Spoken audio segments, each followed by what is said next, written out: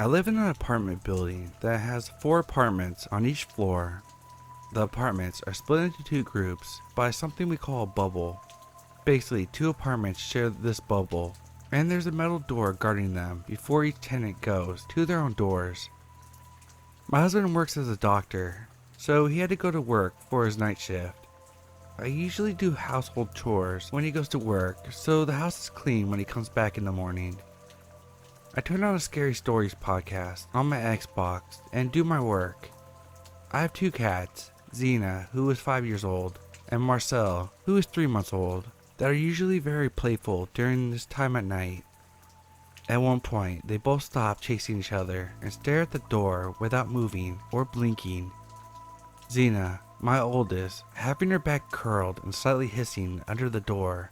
She never expresses such behavior. She's the chillest, most laid back cat there is, so having her act like this made me very curious. At the same time, one of the stories I was listening to was about home invaders. Also, from the local news, we had been informed how most of the times said invaders will check the houses out that they want to break into and learn the owner's schedules and such before trying to break into the home. This made me feel very insecure, and I turned on the volume lower in order to hear what was going on the other side of the door, which, by the way, it's impossible to get there unless you unlock the first metal door, which has the sole purpose of extra protection for me and my neighbor's apartment. My neighbor is a lonely old lady that has 2 cats of her own and is, ironically, the building manager. It must have been around midnight, and she most likely would be sound asleep by that time. I turn the volume on the TV down and go closer to the door, Xena still not moving from her position, pressing my ear against the door, searching for sounds. I couldn't hear much, except a distinguished sound of heavy breathing, like an alcoholic breathing heavily. It gave me goosebumps, and I immediately started looking around the house for something to defend myself in the worst case scenario, thinking that if he broke past the metal door all by himself, then my apartment door might not be a challenge for him. I took my husband's baseball bat and held on it with my life. I took my cats and hid them in the cupboard under the sink. I don't know why. I don't have children yet, but that was the first thing that came into my mind. Then I went back to the door. I opened the peephole to look at the person breathing through my door at midnight, and my heart sank to my stomach. All I could see was an eye, a very veiny, red, and popped out eye staring back at me, right into my soul, followed by repeated and faster breathing, as if it knew I was watching back. I didn't move or make a sound, hoping that the creep would just go away, but that was not the case. Even when I moved back from the door, I could see the knob moving frantically. He was trying to get inside, murmuring something that I couldn't make out, as if on a frenzy. I freeze, holding the baseball bat to my shoulder level, preparing myself to bash this guy's head in if he managed to get inside. As he was trying desperately to get inside, fighting with both the doorknob and the keyhole, I could hear noises coming from the keyhole, and an idea came into mind. I rushed into the living room, which was very close to the entrance door, and blasted out the Scary Story podcast. Luckily, this specific story was narrated by a man with a very heavy voice, and from the outside, it probably sounded like someone was having a conversation inside the apartment. I live in a country that English isn't a native language, and only a few people speak it. What I prayed would work actually did. The moment I blasted the volume to max, the doorknob stopped moving, and the breathing ceased. And as I went back to the door, I checked the peephole for that creepy man. He was no longer there, but the metal outside door was wide open. Of course, my neighbor only wakes up from my podcast and basically screaming at my house, asking me to turn it down. I tell her what happened and how come she hasn't heard anything. She said she had her TV on as well, so that she doesn't feel alone and didn't hear anything going on in the hallway between our apartments. We both examined the metal door, asking each other if we had left it open. I even called my husband at work to ask him the same thing. He told me no, and that he locked it and checked twice, as usual. I don't know what I would have done if this expert in door breaking actually managed to break into my house, but I don't think he was in for the worst for me and my cats. I never thought that, of all the possibilities of salvation, the Scary Story podcast would have been what saved my life. Thank you, Being Scared, for narrating, and indirectly, of course, saving my life.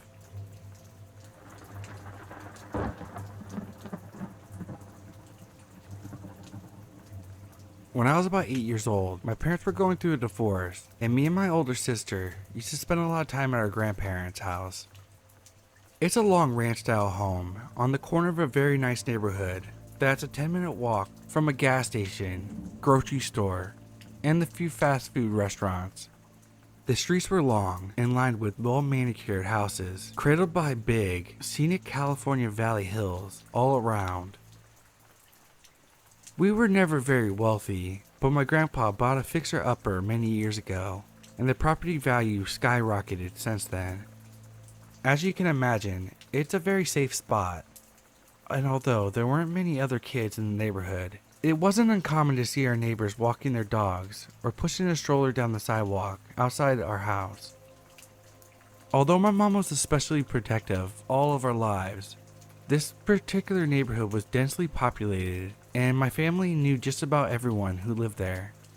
She grew up in this neighborhood herself, so she was understandably trusting. She would once in a while let my sister and I walk to the gas station on the other end of the block to grab a snack. I would always get a ring pop, and my sister would grab a Three Musketeers before we made our way back home. My sister was about 11 at the time, and this small amount of freedom was a really big deal for us. Nothing compared to walking down the street all by ourselves in the summertime, laughing and joking around, a couple dollar bills in our pocket. I felt like I owned the world. The one oddity I ever noticed was a small camper parked on the side of the road opposite to the gas station, right along the backside of a fence of another house. It sat there in the shade, like a permanent fixture, all the windows constantly covered by beige curtains. I can't explain why, but it always gave me this deep sense of foreboding when I'd pass it.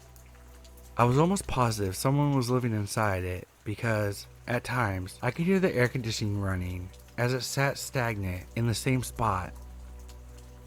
The hairs on my neck would always stand up on end as I passed it, particularly as I passed the camper door, and I'd always keep an eye on it for the fear that one day it would swing open just as I came to pass by.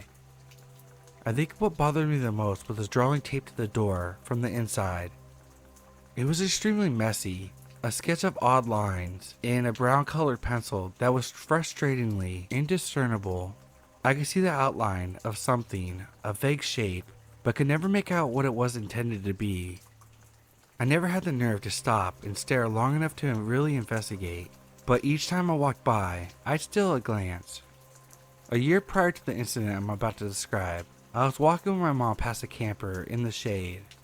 We had just gone to the park nearby, and unfortunately had to pass the camper before we could cross the street and continue walking. I didn't want to seem afraid, so I kept walking right behind her and didn't object when she walked past it. This time, I felt a little more brave. I was frustrated not being able to decipher the drawing for so long, and while my mom was feet away, I stopped in front of the camper door and took a moment to really look at the drawing. Upon closer inspection, paper was filthy. I remember doing a project in elementary school where we soaked printer paper in black coffee to make it look aged, and that's what it reminded me of. My mom walked on without noticing I stopped, following her, but my eyes stayed fixed on the indistinct mass of dirt cake scribbles until I could make out what looked like a teeny, malformed face. My stomach turned. I immediately felt cold and disgusted as my eyes trailed over the rest of the image. I didn't know what kind of creature it was at the time, but now I can look back and say the drawing was a badly deformed fetus inside of a mass of large, perfect circles like those made from a circular ring ruler. Its face was contorted as if in pain. It was so graphically disturbing and seemed to betray an odd sense of suffering that stuck with me for days. As a child, I didn't know how to process it, and the mental image still makes me sick to think about. I'd never seen anything like it before. Adrenaline flooded my body and my chest hurt with fear. but I selfishly thought of my glorious trips for ring pops and said absolutely nothing as I followed behind my mom. This was, in retrospect, a classically terrible idea. It's one of those things you scream at the main characters in movies for. Ever since, my ill feelings towards this camper have been elevated by the drawing on the door. I thought about it every time we drove by, and about a month later, my mom once again graced us with several bucks and permission to walk down to the gas station to grab our respective snacks. I thought about telling my sister what I had seen there, but she was older and braver, and I was terrified she'd make me cross the street with her to check it out. It was a bright sunny day, and I told myself with false certainty that nothing was going to happen. If I didn't acknowledge it, maybe it would go away. We walked past the camper, and it was thankfully uneventful. On the walk back, I was feeling more comfortable and was focused on fighting open my candy wrapper, while my sister walked alongside me. We passed the camper for the second time, but I didn't give it half as much thought as the first time. I don't remember what we were talking about, but I recall being interrupted mid-sentence as my sister softly yet firmly said my name. There was distinct fear in her voice that immediately set me on edge, like a bucket of ice water. All my senses heightened, and I became aware of everything, including the sound of haphazard footsteps about 10 feet behind us. It was accompanied by a heavy rustling sound, like a heavy backpack, and nervously, I half turned my head to look. A man with a long, unkempt beard, wearing many layers of ragged clothing, stood behind us, his eyes unmistakably burning into our backs as he walked. His movement wasn't normal. It was a drunken shuffle, like each of his feet were unimaginably heavy and needed to be moved in one grand effort at a time. His shoulders were skewed, head tilted downwards with a very strange arch in his neck. I could hear his shoes scraping the gravel with every step, but rather than seeming generally intoxicated, it was as if he was intentionally meandering our direction like a zombie with the direct effort to frighten us. Behind him, I saw that the camper door was wide open for the first time in all the years we spent living there, and realized this was the man who had been living inside. "He's following us," I choked out, my eyes filled with tears. My mind was spinning as I stared straight ahead. The wide street and sidewalks abnormally empty all around. My sister grabbed my hand. She squeezed it hard enough to hurt without looking my way, speaking carefully under her breath. On the count of 3, we raced home. She told me in a very serious tone of voice. I couldn't reply through the growing lump in my throat, but every single cell in my body understood we had to put some distance between us and this man as quickly as possible. She began to count steadily while we walked faster. The most terrifying part of this was he started running before we even had a chance to. He must have heard her direction to me and tried to get a head start by sprinting in our direction before she got to 3. But his footsteps were noisy, and we bolted like a deer in an instant when we heard him behind us. I'll never forget it. The chase felt exactly like you imagine in your nightmares. The fear your pursuer is inches away from grabbing your arm or a fistful of your hair. I pictured myself being dragged into the van with no one around to see or hear me. We ran so fast, we didn't even have a breath to scream. Peering back behind us, about 10 seconds later, I saw him running in our direction with absolutely none of the impairment he had shown in those zombie-like steps moments before. I think back to it now, and he may have been deliberately pretending to be handicapped to lower our guard so we wouldn't start running. The thought is terrifying, but I can't rationalize it any other way. When we made it to our grandparents' house, and without looking behind us, we yanked open the stubborn old door before slamming it closed and scrambling past their dogs to get as deep into the house as possible. I don't even think we locked it, as our main goal was getting within the line of sight of any adults as quickly as possible. My mom was talking to my grandpa at the table and gave us an unamused look when we bounded into the living room. Since we were kids, running around wasn't anything out of the ordinary, and she didn't even ask what happened as we collapsed on the couch and tried to catch our breath. The inside of the house felt so safe and felt in such good spirits that I didn't even want to bring up what just happened. Like waking up from a nightmare you didn't want to talk about. I was desperate to go back to normalcy. I wanted to forget it entirely, to unwrap my candy and act like everything was completely normal, for the sake of my own sanity. And that's exactly what I did. I asked my sister a few years back if she remembered the incident. I'm 25 and she's 28 now, and her response was strange. She remembered it immediately, without the need for me to provide any details. But she quickly waved it off and insisted that it had to be a bored, homeless man looking to spook some kids walking home, with no real intent to harm anyone. I don't know. I like to believe it's some innocent misunderstanding, but like they always say about your gut feeling, they're rarely wrong. I feel in my soul that he wanted to hurt me and my sister that day. I never told her or anyone else about the strange drawing on the door, and I'm not sure if my sister saw the door open and connected it to the camper or not.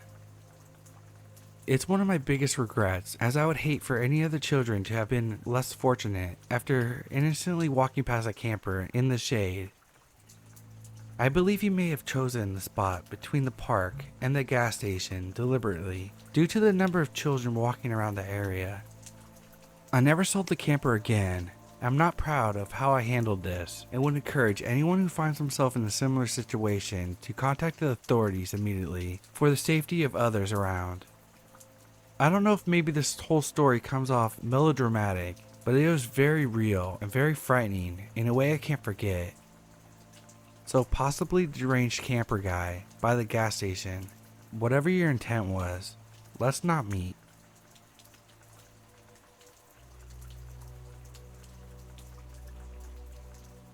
Back when I used to work for a large, public, four-year university, I would frequently visit some friends who lived in an apartment complex near the school. They were a married couple with a baby daughter. They are now amicably divorced, and the baby is a preteen, so this was definitely a while ago. Whenever I was over, the husband, Jay, and I would sit on the balcony and relax after work, while E, the wife, would mostly stay inside the unit with the baby. That is, when we weren't all inside hanging out together. The balcony overlooked a bit of the woods between the building and the street, with the main entrance to the school. The balcony wasn't very visible from the other buildings in the complex, which suited us fine.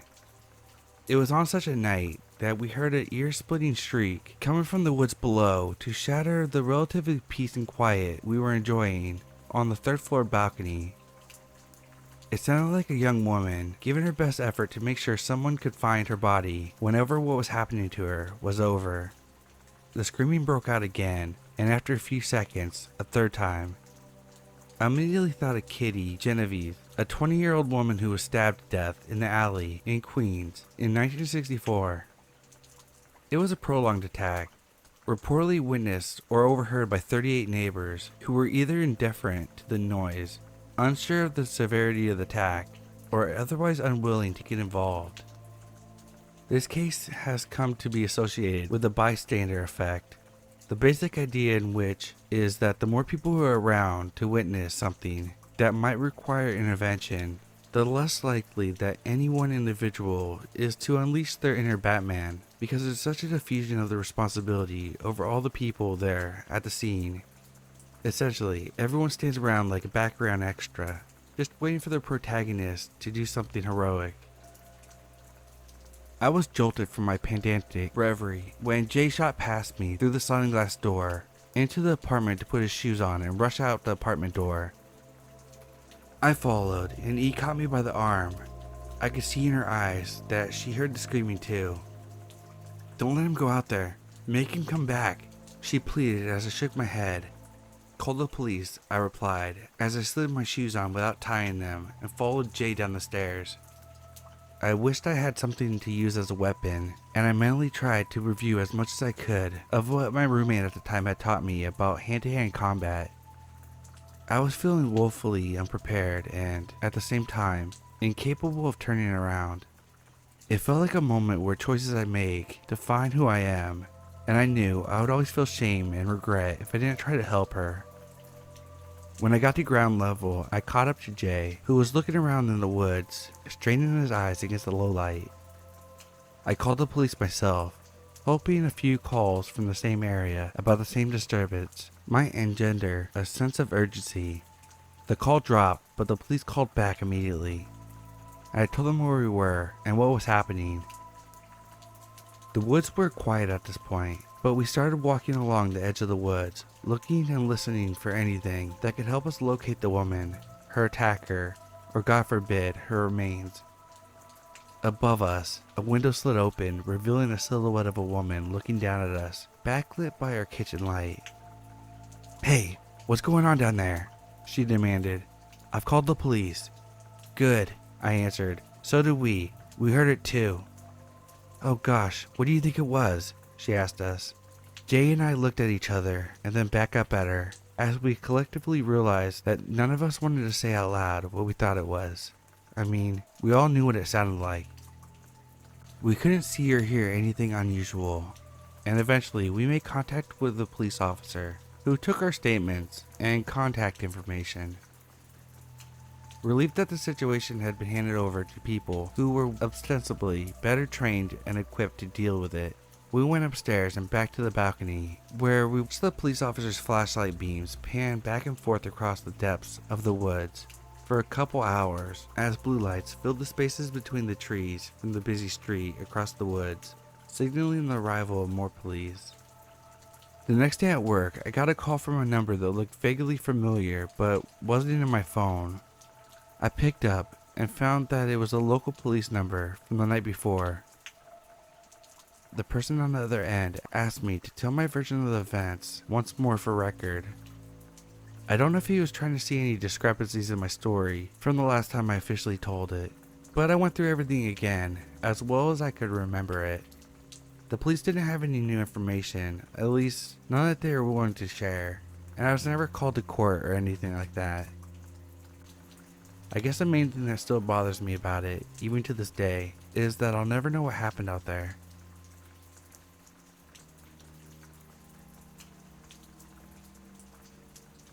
Hi all, here's what happened. I'm at my parents' house with my mother drinking coffee. I decided to drop by unexpectedly to spend some time with her since I had worked a lot the weeks before and hadn't heard much from her. So we were talking when the intercom starts ringing. My parents live on the first floor of a neighborhood building. My mother goes to see, picks up the receiver, and there the expression on her face changes. She seems stressed, but she opens the doorway. She then comes back to me saying it's a guy she met on Facebook that she hadn't seen for a year and a half, and that we would have to say that we were going to grandma's so he won't stay for long. That's my mom's technique when she wants to dodge problems. We go to my grandma's very often. I'm starting to think it's weird, but we hear knocking, so my mom opens the door while I stay in my chair overlooking the entrance. I see a rather tall man coming in, of normal build, bald, with small glasses. As soon as he entered the apartment, I felt the atmosphere change. Something oppressive was squeezing my chest. He kisses my mother and turns his head towards the living room where I am. Then he frowns when he sees me, as if he was surprised to find me here. I don't like it. His gaze is empty, disturbing. He says hello to me from afar and walks into the living room, grabs a chair and sits down. My mother then asks him what he's doing there and why he arrived without calling first. The answer froze my blood. "I'm sorry, I didn't take my phone. I'm actually coming from the hospital next door." I escaped, and since she told me you lived around, I decided to stop by and say hello.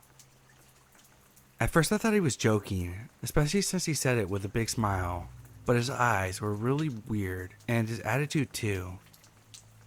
My mother laughed nervously and asked him if he was serious, to which he replied he was. He even gave us the name of the town he had came from and told us how he ran away. He tells us that he was outside with 3 doctors on the terrace, and that the doctors came in before him while telling him to follow them. He took that opportunity to leave, passing over a hedge that overlooks the road where there is a bus stop. He got on the first passing bus and found himself not far from our house. He didn't know our exact address, but thanks to my mother, who gives her real name on social networks, came to the last name and searched all the interphones in the neighborhood before finding out where we were. While he was telling the story, I went on Google Maps to check out where he said he was coming from, and everything matched. The hedge overlooking the road, the back terrace, the bus stop. But most of all, it was not just any hospital he escaped from. It was a psychiatric hospital. So I started to get really scared, for myself, but especially my mother. We have an escapee from a mental hospital in our house. He then explains to my mother why she hasn't heard from him for a year. He said it was because he came back there a year and a half ago after he lost his wife and all his money, but he didn't linger on it for very long. It was too much for me, so I got up and said I had to go to my room. I went in. The door wasn't closing, but I took out my phone and called my best friend, who is a security guard who lives 20 minutes away by car. I tell him what's going on, and he decides to come, armed with a knife just in case. When I hang up the phone, I go out of my room, and I see the man in the corridor near the door. He tells us that he's going to leave because people were probably looking for him, and that he has to go to a friend's house, but that he has to take the train. We say our goodbyes to him, and then he leaves. But that's not all. I then explain to my mother what just happened, that she was crazy to have given her name and address, even approximate, to a stranger on the internet. And then she tells me last year she was at his house with my father, that his wife was there, and that they all had a great time, and she didn't consider him dangerous. I still go on telling her that someone that you've only met once is not someone that you can trust. My buddy then arrived, sooner than expected.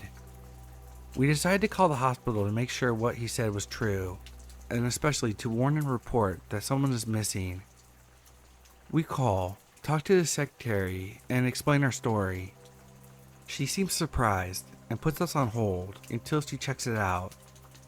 When she comes back, she tells us that he's not in his room anymore, that all his stuff is there and they hadn't noticed he was gone. It had been more than 2 hours since he had escaped, but since the guards had seen his belongings when they passed by his door, they hadn't worried. She, however, warns us that he's a dangerous psychotic who had a crisis after his wife left him, that he can be extremely violent if he's upset.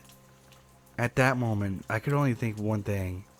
What would have happened if I hadn't been there with my mother, if she had been alone with that guy?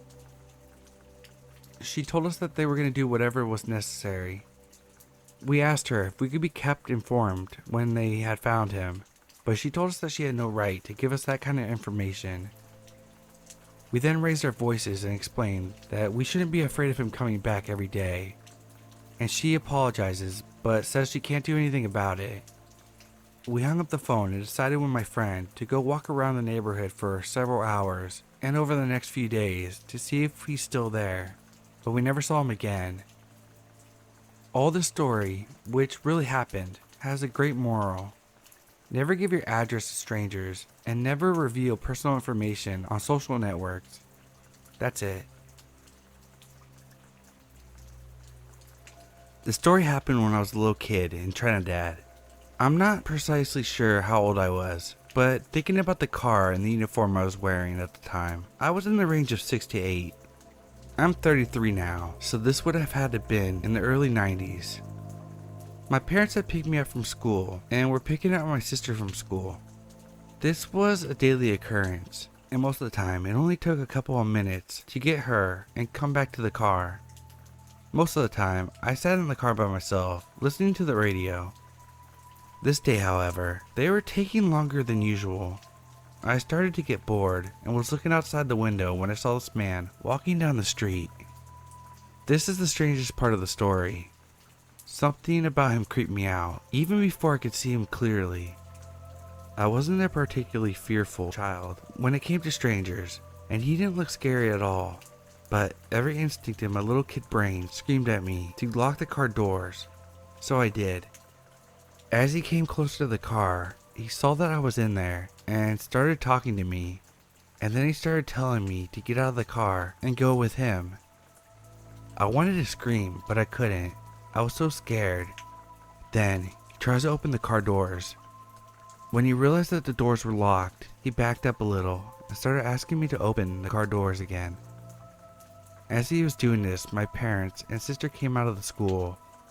My dad asked him what he was doing, and he just gave them some generic answer and walked off. To this day, I don't know what about him gave me the strong reaction I had, but I'm so thankful for it. And that one experience taught me the importance of listening to my instincts.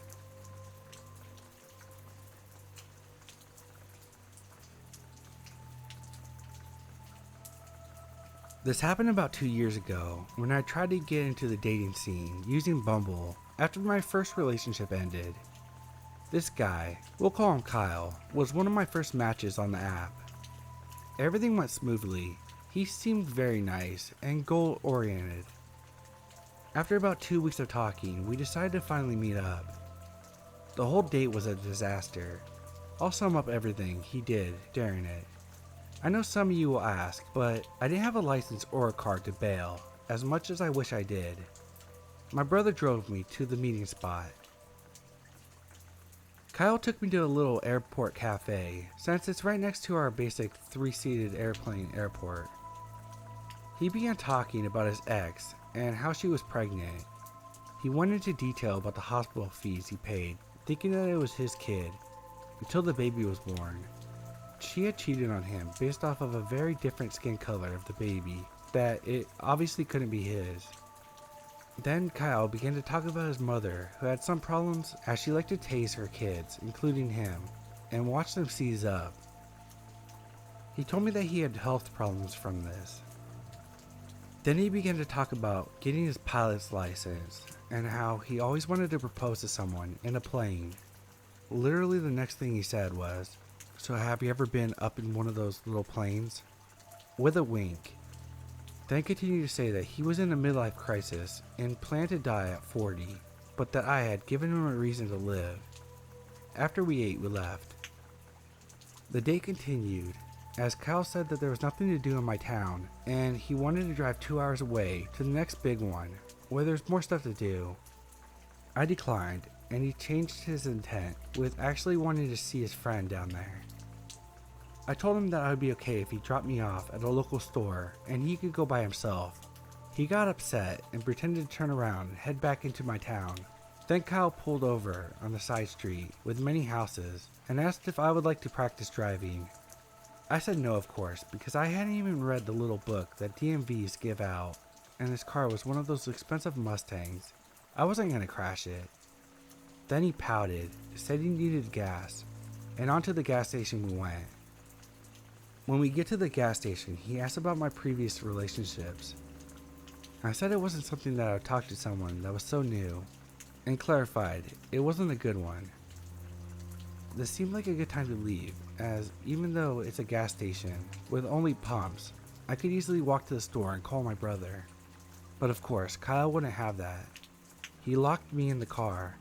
I got frantic trying to find the lock to pull or push, but there weren't any. He said that he only had locks on his side, and he wanted to know about my ex. I began to have an anxiety attack, and scratched at my head, hyperventilating, crying. He simply sat there and watched me do it, without saying a word. After about an hour, I finally could breathe calmly, and told him my ex was a friend that I had known for 9 years. Then after the relationship started, he became abusive. He simply responded with, "Okay," and let me out. I called my brother a few times and he didn't pick up, and I wanted to get home, so I agreed to let him drive me home, with a plan of dropping me off near a neighbor's house, because I didn't want him knowing where my parents lived. After he dropped me off, he messages me on the app about how I ruined the date and made it awkward, and that I was weird. I confronted him about how uncomfortable and scared he made me feel, which he responded with, "Okay," and then unmatched me. I deleted the app after and didn't re-download it for another 6 months to try again. But it was the most terrifying day of my life.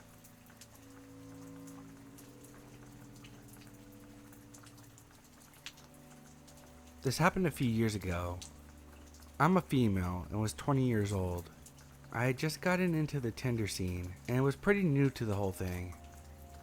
One of my first matches I had was this guy named Zach.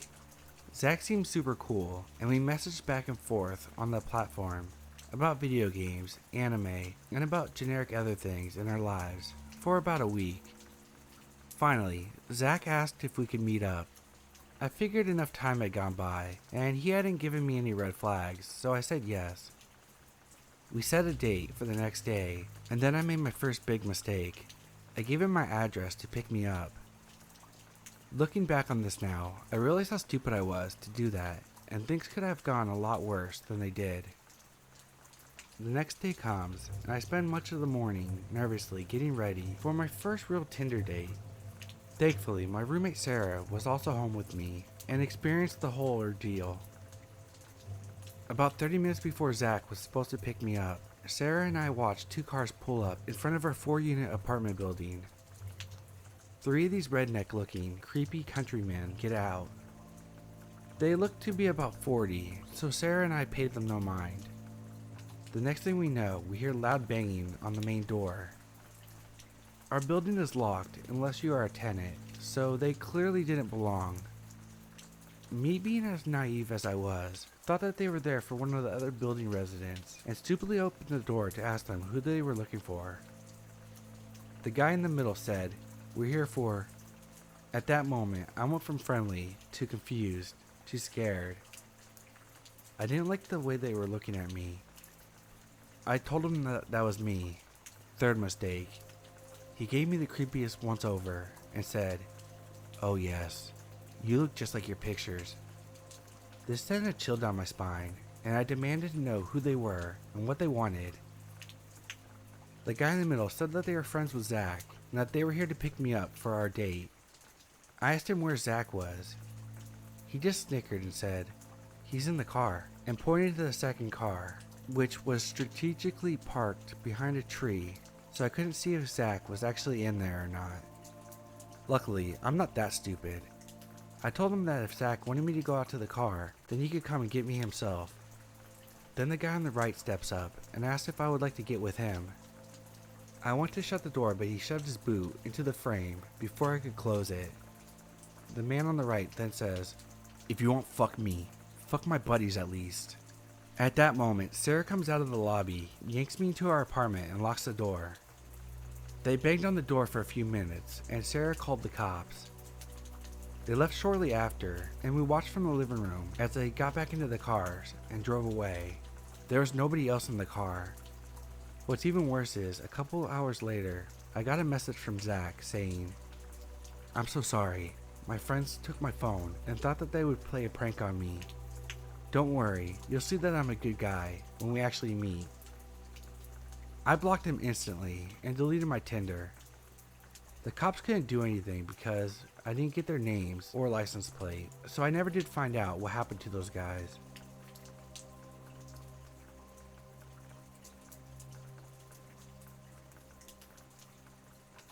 This was in November in Scotland.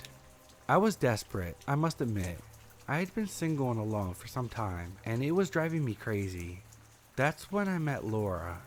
She came across as a very sweet girl and all, but she was in a hurry to meet me. So I did. She insisted that we go to a pub, and no fancy dates were necessary. And I didn't mind that.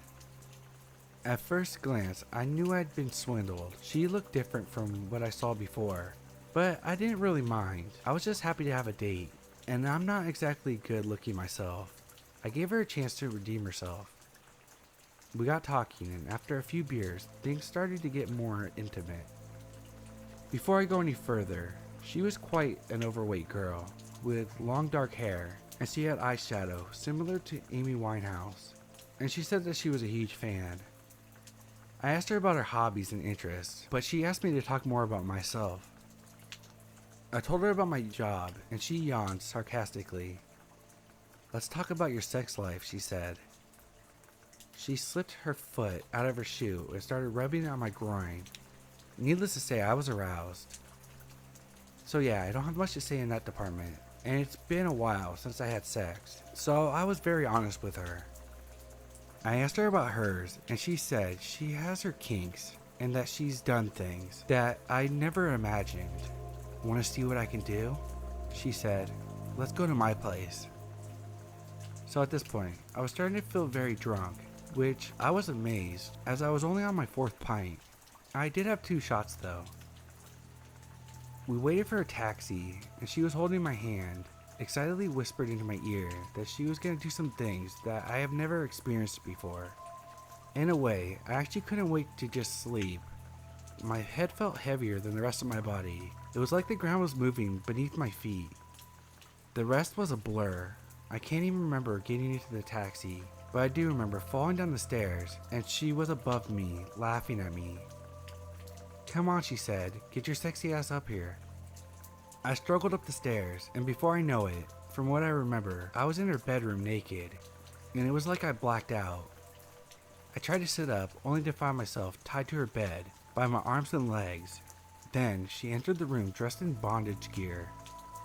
I was deeply aroused but confused at the same time.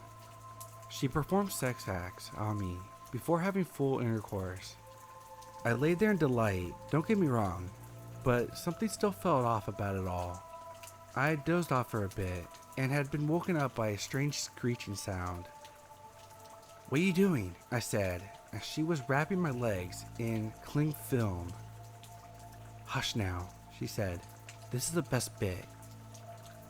I was no longer tied to the bed, but I felt numb, and I couldn't move my arms or legs. She kept wrapping me up, from my legs upward. I was screaming at her to stop, and she placed some cling film in my mouth to shut me up. I struggled to breathe at this point, and had tried my best to dislodge the ball from my mouth. Eventually, I was totally wrapped up from head to toe. I could barely see out of the cling film. She told me that this was my punishment for being terrible in bed, and that she has many other victims just like me, all wrapped up, waiting to die. She left the room, and I gave out muffled screams. Then I felt myself slowly fading away. I woke up to what was the next day, now able to breathe. This time, people were looking at me. They removed most of the cling film and resuscitated me. I wasn't aware of this till they told me. It turned out that I wasn't actually in Laura's flat, but an old-fashioned hotel. The police were all over, asking me questions about what happened. I attempted to show them her Tinder profile, but she had deleted the page. I'm grateful for my rescuers that had saved me, but I'm forever traumatized by the incident and ended up having panic attacks when I see people similar to her. It took me a few years to finally trust people enough to go on dates, but I'm still on the road to recovery mentally. I'm just glad I'm still alive, but wonder if she's still out there, and if there are others like me that didn't make it.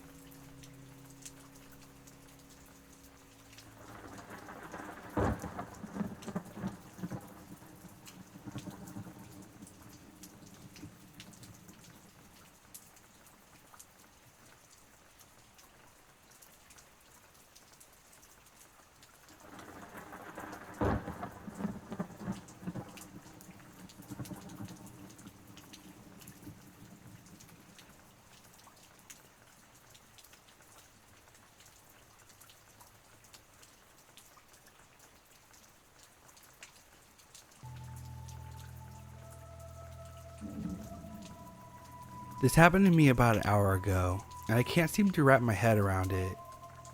I was riding my moped back to my house when I pulled up to a red light. Next to me there was a budget moving truck, and before I could make a right on the red light, I heard multiple loud bangs and screams coming from the back of the truck. There were 2 pedestrians who also noticed it, and as soon as we turned our attention to the driver, the light turned green, and it took off pretty quickly. I wasn't able to get the license plate because everything happened so fast, but I can't seem to shake the thought of someone screaming for help in the back of that truck. It almost feels straight out of a movie. Anyways, I wanted to know what you guys think, or if you've ever encountered something like this before, and if you did, what did you do?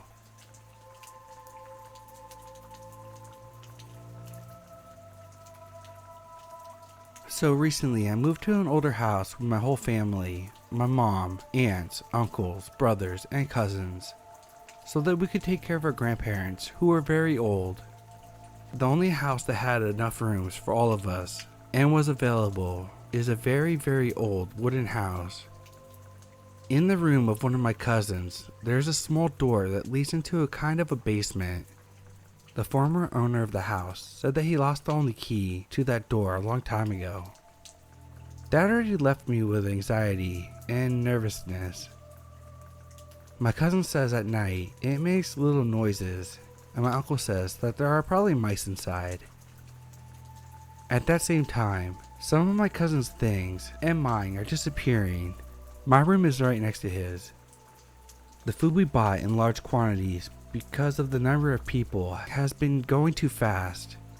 My mom says it's because our cousins are going through puberty and eating a lot, but I hear strange noises in the house and I feel like I'm being watched. Everyone else says that I only have that impression because I'm a pussy and the house is old. I have always been a paranoid and very anxious person, and I confess that I am quite fearful.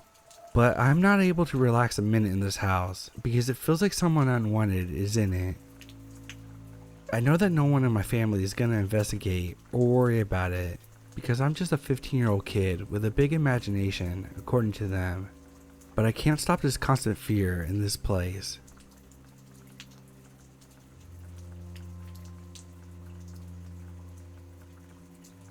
So I walk my dog every day at late hours so she can sleep through the night. She's a bit old by now, and she once got into a traffic accident, meaning that she can't hold her pee every now and then.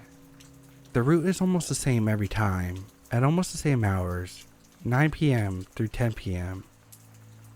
My fiance and I live in the more quiet part of town, and by this time of night, it's even more quiet, and no one is in the streets in this part. Additionally, it's more of a side street with less than no street lights or houses. There's a certain part of bushes and a part of grass where my dog likes to do her business. She's outgoing and very cheerful, likes to jump around and run. But this one day, at this part of our route, she was kind of acting up, like she was cautious or something. I felt her uneasiness and felt somewhat anxious myself by now. So we go out of our way where her favorite potty place is and proceed with our routine. As I stand there, I heard sounds behind me, like branches being moved and leaves being stepped on, and my dog reacted to it with a mixture of growling and whimpering. I'm fucking nervous at this point and just want to go home. I proceed on my way. No longer than several minutes later, a man came out of the bushes where I stood before with my dog. He stared directly in my way, just standing there. I froze in surprise and fear, and I couldn't move. My dog barked, and all of a sudden, he sprinted towards me. At this point, I kind of ran without thinking. I arrived then on a path with houses and, thank God, light. I looked behind me, and he wasn't there anymore. I always felt safe when walking there, but lately, I get a feeling that I'm being watched or followed. I can't describe it. My dog sensed something too a few weeks before. I didn't tell my fiance that this happened because I didn't want her to worry. Nothing similar ever happened again, but I still freak out when I walk that way. So shady man waiting in the bushes at night. Let's not meet again.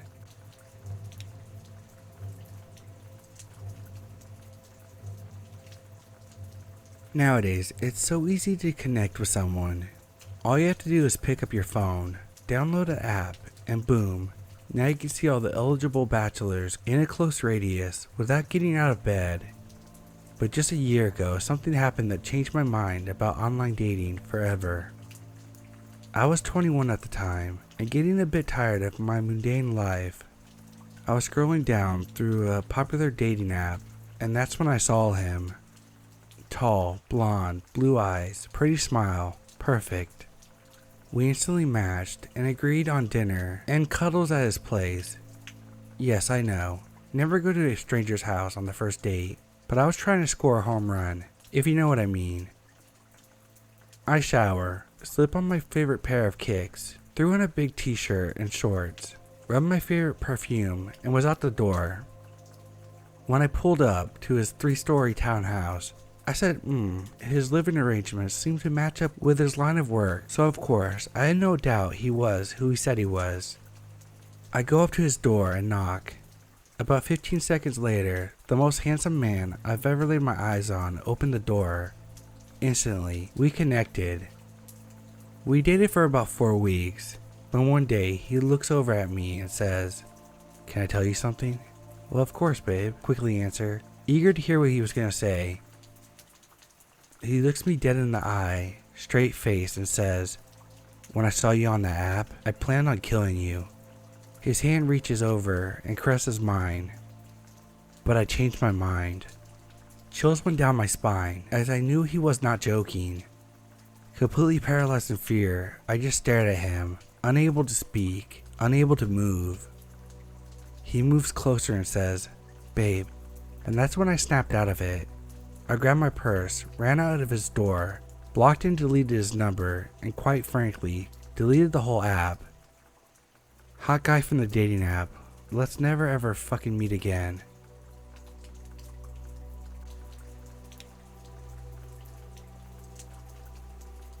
I'm a male, if that matters, and this has been happening these past few days. 4 days ago, I couldn't fall asleep when I saw a light coming into my living room from the window around 2:30 a.m. Layout of my apartment. The entrance door goes to my living room. To the right is the bedroom of my roommate, who hasn't been here for a week.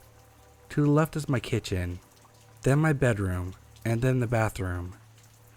The apartment is on the ground floor, and the first one when you enter the building.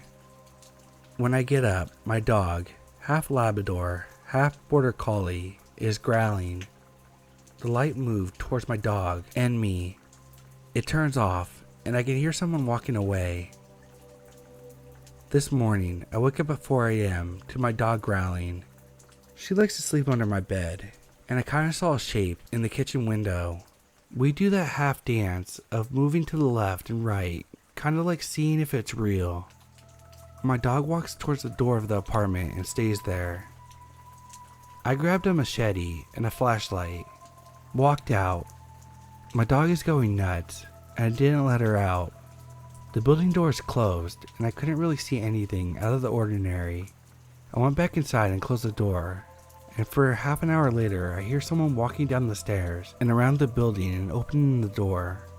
But this was around 5 a.m., so it could have been someone going to work. This is very tame compared to other stories that are posted here, but this situation has me unnerved.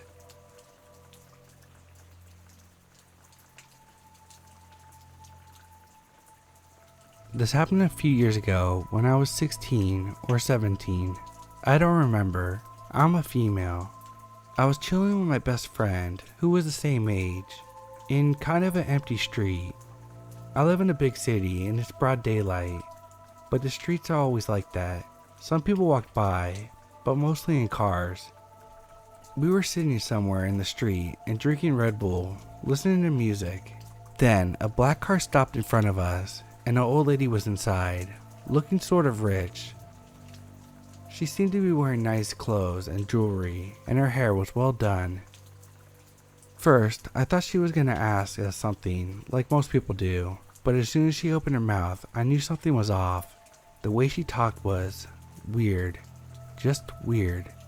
I don't really know how to explain it. It was like hearing someone that was on too much Xanax or an opiate. I remember asking myself if she was on drugs. This kind of slow and slightly slurred speech. She said that she could buy us alcohol and beers. Then she insisted on how pretty we were, and how she could buy us nice things if we got into her car. My friend was very tense since the beginning, but she looked at me slightly panicked when the old lady said this. We both knew that there was absolutely no way that we would get into the car. I said to the lady that if she wanted to buy us nice things, she could just give it to us right there. But she kept saying that she could give us a ride. I kept looking around and in the back of the car to see if there were men with her, ready to run away with my friend. At this point, adrenaline was going wild, and I had flashbacks of the movie Taken and the kidnapping. I was ready to leave the spot with my friend when the old lady finally understood that we weren't getting into her car. When she left, my friend and I moved to a different spot. We talked about it and what the lady was planning for us. We agreed that it was probably sex trafficking because it had all the red flags. The old lady gaining our trust, the comments on our appearance, how she wanted to get us drunk with beers, etc. After that, my biggest regret was that I didn't take a picture of the car and the license plate number, and the thought of other girls getting kidnapped by this lady is haunting me, and I really hope no one got in her damn car.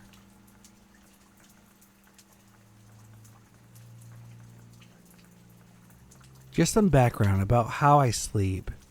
It isn't hard to wake me up, but it's hard to keep me up. I'll almost always open my eyes for a few seconds, say something, to shoo away whoever woke me up, and then fall back asleep, without remembering anything the next morning. So me and my friends spend a lot of time together on PlayStation, and at night we would usually talk ourselves to sleep over Discord, or at least I did, since she never sleeps. She just plays a game while I fall asleep. One night we talked, and she was playing video games. I fell asleep around 9 or 10. I was pretty tired since I didn't get much sleep the night before. I woke up on my own about 8 a.m. and she was still awake, asking me if I was okay. I responded with, "Yeah, why wouldn't I be?" And she started talking about how last night, on my mic, she heard a girl scream and then start crying on my end of the mic while she played Overwatch. She almost thought it was me at first, but as the sobbing got a little quieter, she heard one of my sleep grunts in the background. She got really scared, and apparently woke me up after it happened, asking me if it was alright, and if anyone was in my room. I just told her that I was okay and my room was empty, but she could tell I didn't look as I didn't move. I learned later that this happened sometime around 12 a.m. to 12:30, and it lasted a full minute. My parents, who were both home in the rooms on either side of mine, didn't hear anything. As they both worked the night shift, they were both awake at this time and later in the night. This was about 3 or 4 weeks ago, and one other time, more recently, I was only half asleep, and she said she heard the screaming, but she ended the call and called me back to wake me up. But once again, I didn't hear anything. Since then, we haven't been doing that. But I don't know if it still happens or what it is. She definitely isn't the type to lie, and she seemed really spooked about it, so I believe her fully. If any of you know what it could be, I'd appreciate some explanations or advice on what I should do.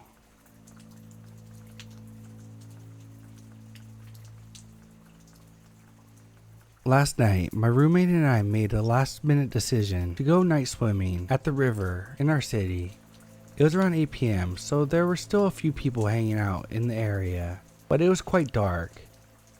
About 15 minutes after we got there, I saw a man shining his flashlight, seemingly looking for something near where we put our stuff. I said, "Hey, keep an eye on that guy," to my roommate, semi-loud, and he obviously heard us and scurried away. I began to feel anxious, but I waited a little bit to say something to my roommate. Eventually, I did, and we decided to leave. We packed up our stuff and began to walk up a staircase that led to the parking lot, using our flashlights to see the steps. Out of the corner of my eye, I saw a dark shadow dodge into some bushes at the top. I stopped and grabbed my roommate's arm and said, nope, and started walking back down the stairs.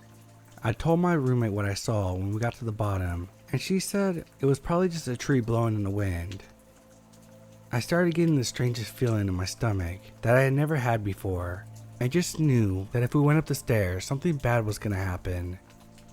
I stood at the bottom and began to shine my light up at the top, trying to see if I could see anyone, and sure enough, I saw the outline of a man for a split second. As soon as the light hit him, he ducked behind some bushes again. Obviously, I went into full-blown panic mode and started looking for other people that were there, hoping that someone could walk us to her car. Luckily, we found a couple not far from the steps, and they walked us to the car, but seemed quite annoyed about it. When we got on top of the steps, he was nowhere to be seen. A few hours after we got home, I got a notification on my neighbor's app, the Ring doorbell app that sends crime alerts from your area, that someone was stabbed only a few streets from where we were. I'm 100% certain this guy's intentions were bad. I don't know if he was planning on kidnapping us or robbing us, but I know something really bad would have happened if I hadn't been paying attention and we had walked up the stairs. Not sure if it's the same person that stabbed someone, but the notification just scared me even more. I still feel sick to my stomach because of all this.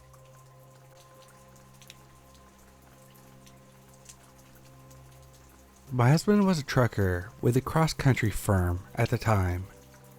His driving partner separated from his girlfriend. According to the hubs, he couldn't afford to get his own place. I did find it odd because he made as much as my husband, who could clearly afford to keep a roof over our head. My little one was a newborn, and I was off on maternity leave. So his buddy moves into the spare room and makes himself at home. I do mean at home. He'd walk into the living room and change the channel while I was watching TV, or turn on the stereo, fry himself a steak as a midnight snack, or eat an entire box of donuts and thought nothing of it. He would take a shower and drop his dirty clothes on the floor for me to pick up and wash, and he stared at me a lot. I found him creepy and inconsiderate and told my husband so. Finally, after a couple months of arguing about our unwelcome charity case, who never paid a cent, I told my husband that it was either him or me. This sparked a huge argument between the two of them, with his buddy accusing my husband of being pussy whipped and for not standing up for his friends. That did it for my husband, and he told the guy that he needed to get out now. My husband drove him to a hotel, and we thought that was the end of it. The next day, we went to get groceries, as I had stopped buying anything but essentials, so his buddy wouldn't eat everything. Imagine our shock when we get home and Buddy walks out of the kitchen, wearing my husband's clothes and smoking his pipe. As you could imagine, the shit hit the fan. I went straight into the kitchen and phoned the police. In those days, there was no dialing 911, so it was taking a bit, and he heard me talking. He bolted out of the house, and we never saw him again. He never turned up to work again, either. We discovered that he had broken in through the basement window, so we boarded up the basement and changed the locks. A week or so later, I decided to use my cash nest egg I stashed in my underwear drawer. It was gone, and I realized that several pairs of my underpants were gone as well. I considered phoning the cops again at that point, but decided we didn't want to be reminded of him, and we moved shortly thereafter. I sure hope the next tenants never got an unexpected house guest.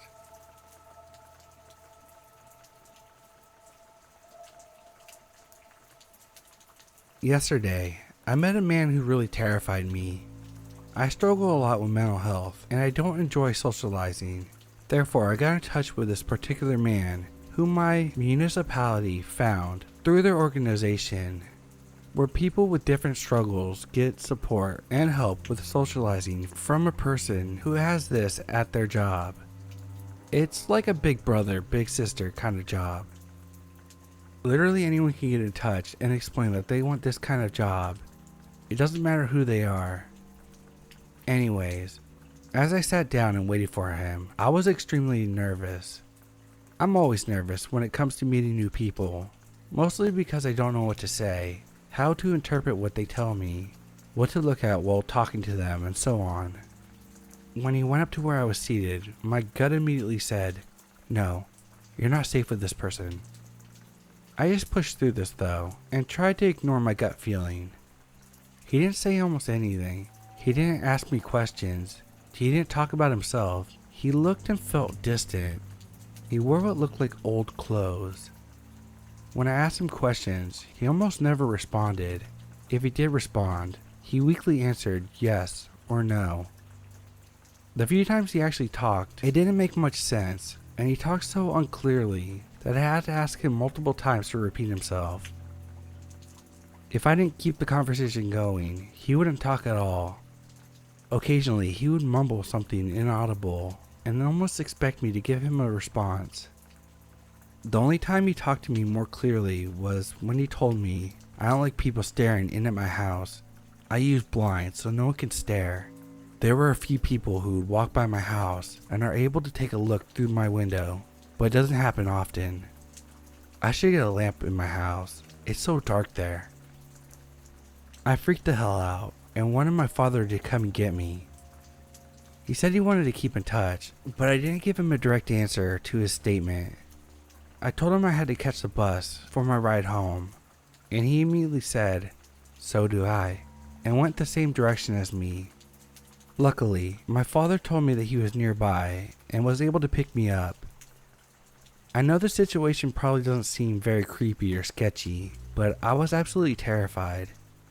By the way, we went for a walk, and he wanted to walk into the forest, but I told him I didn't want to. He asked me why, and when I told him it felt more comfortable to walk in public, he just answered, "Oh." Also, when I asked him what he did for a living, he very weakly said, "I run my own company. I had many customers before, but haven't had any for a while." He didn't really tell me anything about what he worked with through his company and with his customers, and seemed reluctant to even share the slightest amount of personal information. He looked way older than the age he described himself as.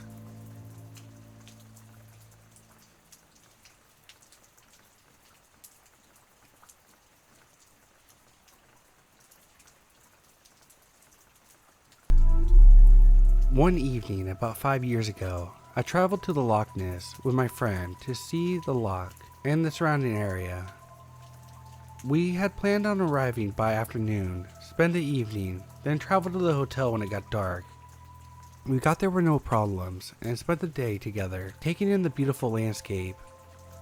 The moon began to rise, and then we noticed it was time to head back. As my friend began to drive back, she went around a sharp bend. And I mean the word too, its very meaning. She narrowly avoided a man standing on the edge. She's quite understandably in shock and slammed on her brakes in sheer panic. She began to hyperventilate. As I tried to calm her, she believed she hit the man when she swerved.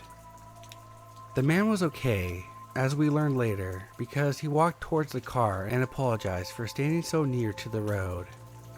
After, he tried to make small talk with repeated apologies. He showed me 2 pictures and asked me if I knew who the 2 people were, because he was trying to track them down. It was dark, so I switched the light on and quickly glanced, then said I didn't. I showed my friend and she just shook her head without properly looking. She was still in shock. The man didn't ask for the photos back, nor did the conversation go any further. He apologized again and wished us a good night. Without realizing, I joked that we would be better back at the hotel. He laughed and walked off. We drove on. I looked at the 2 pictures more closely and felt a sick pit in my stomach. One of the pictures was of me and my friend standing over the water edge looking into the loch with my arms wrapped around her. The picture had been taken from behind. The second picture was of me and my friend walking together, our faces clearly seen. That picture was taken from the side, but it must have been done in a wooded area because you could see tree branches. We both sat there for about an hour with the pictures in our fingertips facing us, speechless. I tried to remember the man, but I couldn't remember any features because of the darkness, besides a beard, glasses, and that he was soft-spoken. Later that night, I was awoken by my friend who was screaming frantically. When I ran into the room, she said that the man with the glasses was watching her through the window. We packed up and left, and have never been back to Loch Ness since.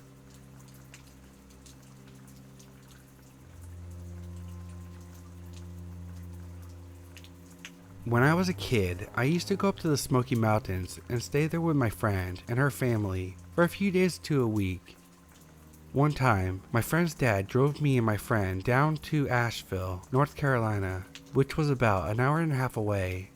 My friend and I had to put a lot of makeup on that day because we were preteen girls and we were having fun with makeup. Even with the makeup, it was still very obvious that we were children. We went into a mellow mushroom to sit down and eat when a man who was probably in his 30s or 40s started talking to my friend. The situation quickly turned sinister when it became apparent that the man thought my friend's dad was a pimp and he was interested in my friend. I'm pretty sure my friend's dad threatened to disembowel the dude, and then we all promptly left and drove back to the mountain home. My friend's dad had to explain to us later what happened and why we left so abruptly.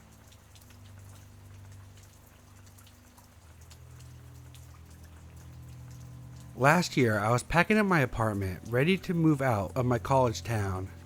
This apartment wasn't in the best area, but it was mostly college students, so it felt pretty safe.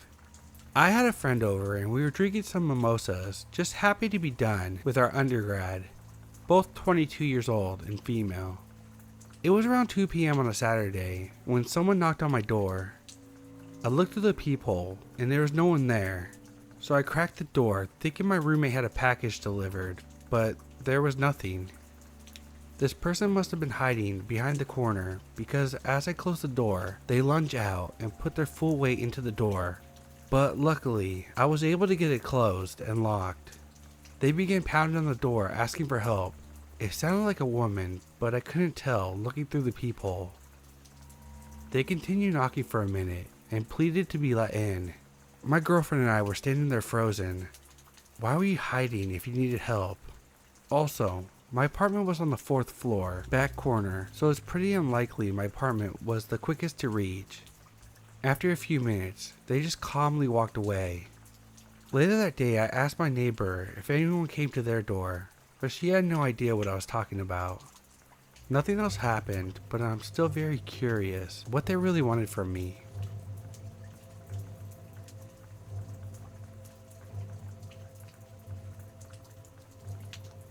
When I was in the 5th grade, I recall going to McDonald's with my 2 twin friends and their mother. We were standing in line waiting to order. I was leaning on the wall behind me and looking around. This is when the altercation occurred. An old man was sitting at some sort of counter table thing, close to the registers. I don't remember what he was doing, but I recall his pen dropping. He seemed to notice it, but as I stated before, he was old, so he had a hard time leaning down. Being the sweet little 10-year-old that I was, I did a small jog over to him, bent over, and picked up his pen. As I did, he smiled at me and said, "Good thing my zipper wasn't down, huh?" Being so young, I totally didn't understand what the hell he meant, so I just awkwardly agreed and laughed. Afterwards, I went back with my friends, ordered the meal, and waited at the table with them. I finally asked my friend's mom, what does "zipper wasn't down" mean, and she only gave me a confused look. When further pressed, I told her about the encounter, and she got so pissed off that she tried to look for the man, but he wasn't there anymore. It wasn't until high school when I went back to the same McDonald's in which I remembered this experience, and that disgusting old man again.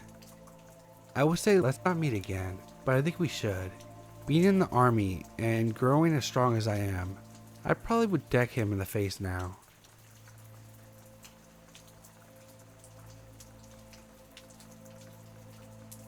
I'm not sure how old I was, but I was really small, maybe around 6. I was with a bunch of people from my church, having a barbecue at the river. All the kids were swimming in the water. I didn't know how to swim yet, so I just stayed waist deep in the shallow parts.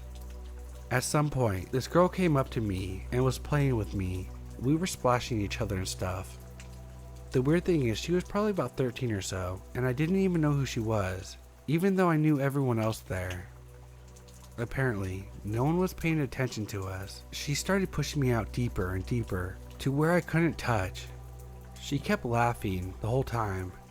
My head kept going underwater. I tried grabbing onto her arms when she would push me, but she easily knocked my grip loose. The slight current slowly pulled me away from my friends and my family while I struggled to tread water. I was panicking, but she wouldn't stop pushing me and laughing. I could not possibly have looked like I was having fun. I would try to yell, but was only ever above water long enough to take a breath. Every time my feet touched the mud, for a split second, she would just push me again. I couldn't believe she was laughing. I was sure I was going to drown, and no one seemed to notice. Of all the people to intervene, it would happen to be my childhood bully, Zachary. He had always been a jerk to me, mentally and physically abusive, but I still feel like that day he saved my life. He came up to her and told her to get away from me. He grabbed me by my arm and pulled me to where I could stand again. Then he ran off and continued to play with other kids his age, as if nothing happened. The girl was already a ways away too. I went on playing, and as with so much other things, I don't think I told anyone until I was much older. Pretty sure I never saw that girl again.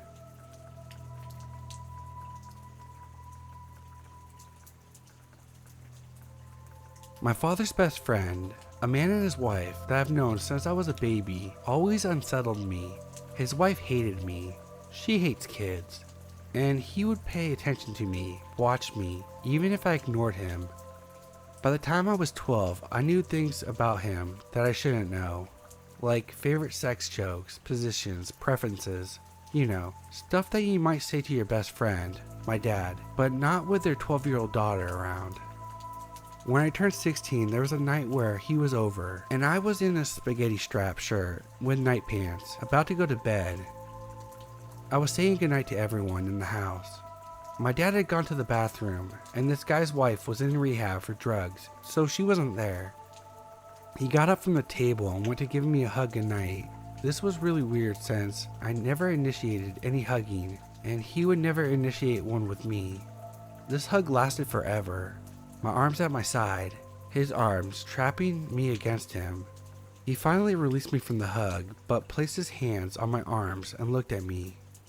This look still makes my skin crawl.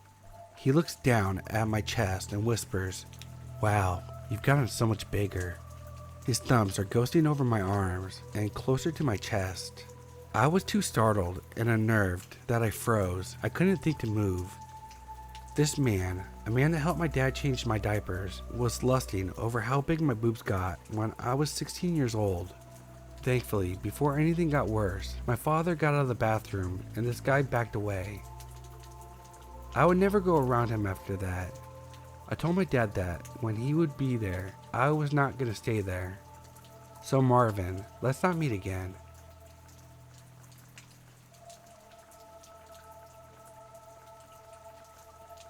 This is a story which took a while to find out about from my parents. My family, mom, dad, big sister, and I were on holiday at a big family style resort in the 90s. For context, this happened somewhere in a South American country. I've told this story many times and don't want to dox myself by giving away too many details. For context, I have no recollection of this event, but I do remember parts of the holiday, the seas, the white sands, banana trees. The four of us were staying at one of those classic family hotels, the ones where the buffet breakfast has eggs, bacon, fresh fruit, and pancakes galore. The type where there's also a lot of kids and lots of animation for them. There was a kids club where I go, and I remember making a friend there too, a little boy my age. That's all I remember. The rest is all from my dad's recounting. We were in the hotel playing area, my parents and I. A woman working for the hotel and part of the kids club animation team was playing with me. I was a cute little shy blonde kid, and she started playing with me and talking to me. My parents relaxed, enjoying their holiday knowing that their daughter is being entertained by the kids club staff. All good, until my dad turns around and sees that I'm missing. I'm not next to them. The woman playing with me is also nowhere in sight. With Papa Bear reflexes, my dad stands up to see the woman walking slowly but surely across the hotel with his daughter in her arms. He begins chasing her down the hotel, and she takes up some speed, beginning to run with me. This was a vast hotel complex, so there's a long way to go. My dad says he ran after her through doors that she would shut in his face. By a stroke of luck, he managed to catch up with her just before she made it to the side exit and pulled me out of her hands. In shock, he grabbed me and ran back, letting the woman disappear into the forest. Immediately, my parents went to the hotel to complain and let them know either their staff or someone pretending to be staff tried to kidnap me. The hotel brushed it off casually and said, "Oh, don't worry about it. This happens sometimes." I hope this hotel changed since the 90s, but it really makes me think how fucked up it is that the hotel didn't give a shit. It was almost like they were in on it somehow.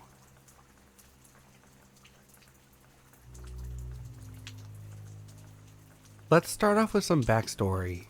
My parents had shared custody of me until my dad went to start working away, so I moved in with my mom. She lived about 2 hours away from where I lived with my dad, in a pretty shitty suburb. Plenty of junkies and alkies. I was 12 or 13 at the time, maybe younger. This guy named Craig was my neighbor. My house was at the end of the road, then an empty house, then Craig's house.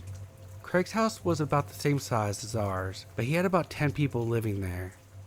They were Aboriginals, so it's not unusual to have that many people living in a small house. It was about 8:30 p.m. and one of my small dogs had gotten out of the house and ran down the road. So me, being the good fur mom I am, went out to go look for him. I called for him a few times until I started to panic. Craig was sitting in his lawn drinking with plenty of empty bottles beside him.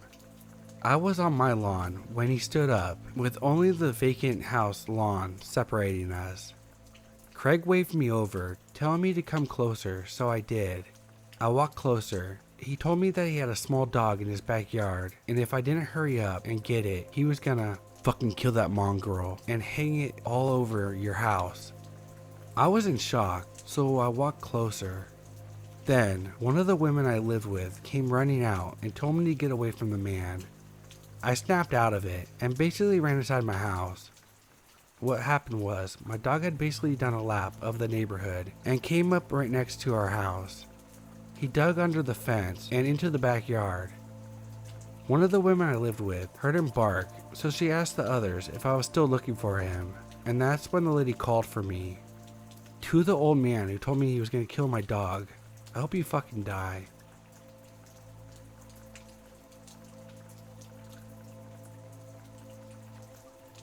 This was after a Christmas Eve party. When everyone went home, I decided to stay because my cousin and I were watching a movie. My uncle, who used to walk his dogs into the woods next to a park, went off to take them out. Before this, my aunt told him to not do that because it was too dark out there. It was around 4 or 5 in the morning, so he went off anyway, with my aunt still worried, so I went along with him. Once there, everything was quiet. My uncle and his dogs were having a small relaxing walk as usual, and I wasn't paying much attention to the surroundings when suddenly, the dogs went still. This wasn't strange. They always stopped to stare and bark at other animals they noticed, like rats, birds, insects, and other dogs. However, this time was different. When the dog got still, my uncle noticed something was going wrong. The dogs weren't angry or curious. They were kind of nervous, anxious, afraid. One of the dogs, the largest one, was growling and shaking. My uncle started to worry about the situation when we hear it. People in the woods. We didn't see how many because of the darkness, but they were saying something. We all gather here by the blood of we, thee, and thy. As my uncle and I heard this, he yelled for his dogs to follow him out of the woods. As we all left, he turned his back and saw a slight movement of the branches and shrubs, perhaps because the people were trying to hide. After that happened, he wouldn't walk his dogs near those woods, or in the dark either.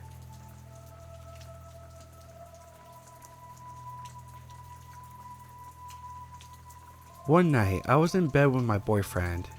It was about 1:30 a.m. I get a random text from my number saying, "Is this my name? Sorry for messaging late and out of the blue like this, but I don't think my boyfriend's being honest with me, and I need to talk to you." We exchanged a few texts, and basically they're accusing my boyfriend of cheating on both of us. Obviously I was annoyed, but bear in mind, it was June 2020, in the middle of coronavirus lockdown in the UK. We'd spent every day together since March. He denied it all and insisted he didn't know who that person was. The same number started texting him angry texts, calling him a lying rat. Not looking good for boyfriend. But this is where it gets weird. This person gives no specifics. They won't tell me their name, what my boyfriend has done, only that he was a liar and that I was an idiot for believing him. I'd ask, but they would mostly reply with vague, angry texts. Their grammar and spelling was good, but they'd use slang words from our local area. We assumed that it might be some kids that found our numbers off of Facebook and were having a laugh, so we tried to ignore it. Then nothing, till my boyfriend gets a text the following afternoon asking him to meet them in a local social club for some company. My friend and I go straight in the car and went down there. No one was there and the club was closed because of COVID. We couldn't help but feel that we were being watched. It was really weird. A few days go by and the same number starts texting me again. This time, the text language is all weird, like spelling mistakes. It felt like it was a different person texting me. They seemed a lot angrier with me now because I didn't believe them straight away. Then they text me, "You're so dull. I see him leaving your house earlier," laughing my ass off. Being cocky, I said something like, "Funny, then where's my house then?" And they reply with my fucking street name. They also knew things about us, like the fact that he was in the army, but I guess you could have figured that out from his social media photos. I called them Lowe's, but it would just ring twice and cut off. Tried searching the number on WhatsApp and on the other few social media sites, but nothing. Only on Instagram the number would come up with a local film company in Netherlands. When I googled the number, the provider is Tisme. I never heard of it, but it looks like it might be a fake number. They never asked for any money or anything like that either. Don't know why someone would go through that much effort just to wind us up. Last text I had was, "Okay, you will see eventually." Just creepy. Any advice, please?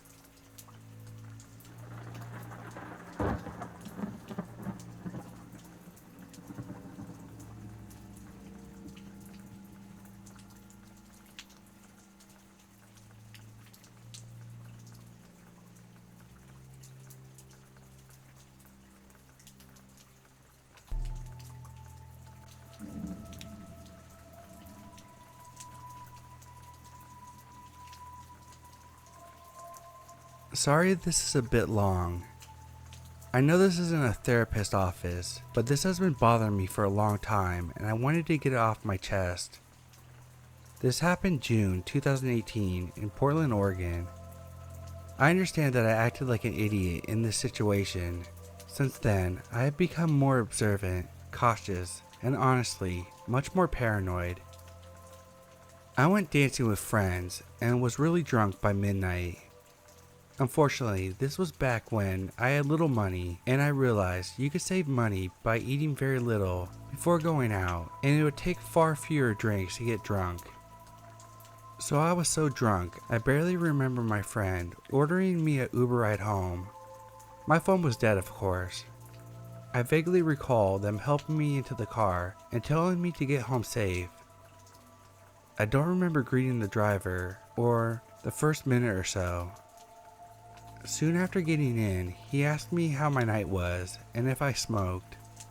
Honestly, I was just thinking about bed at this point, so I sort of just slurred out that I did sometimes. He offered me a joint, and this is the first moment I sort of get nervous and begin paying attention.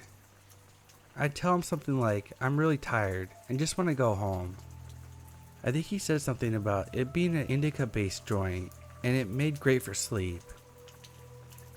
Once again, I say something not exactly like no, but not a yes, which he takes as a yes. I'll take the joint now.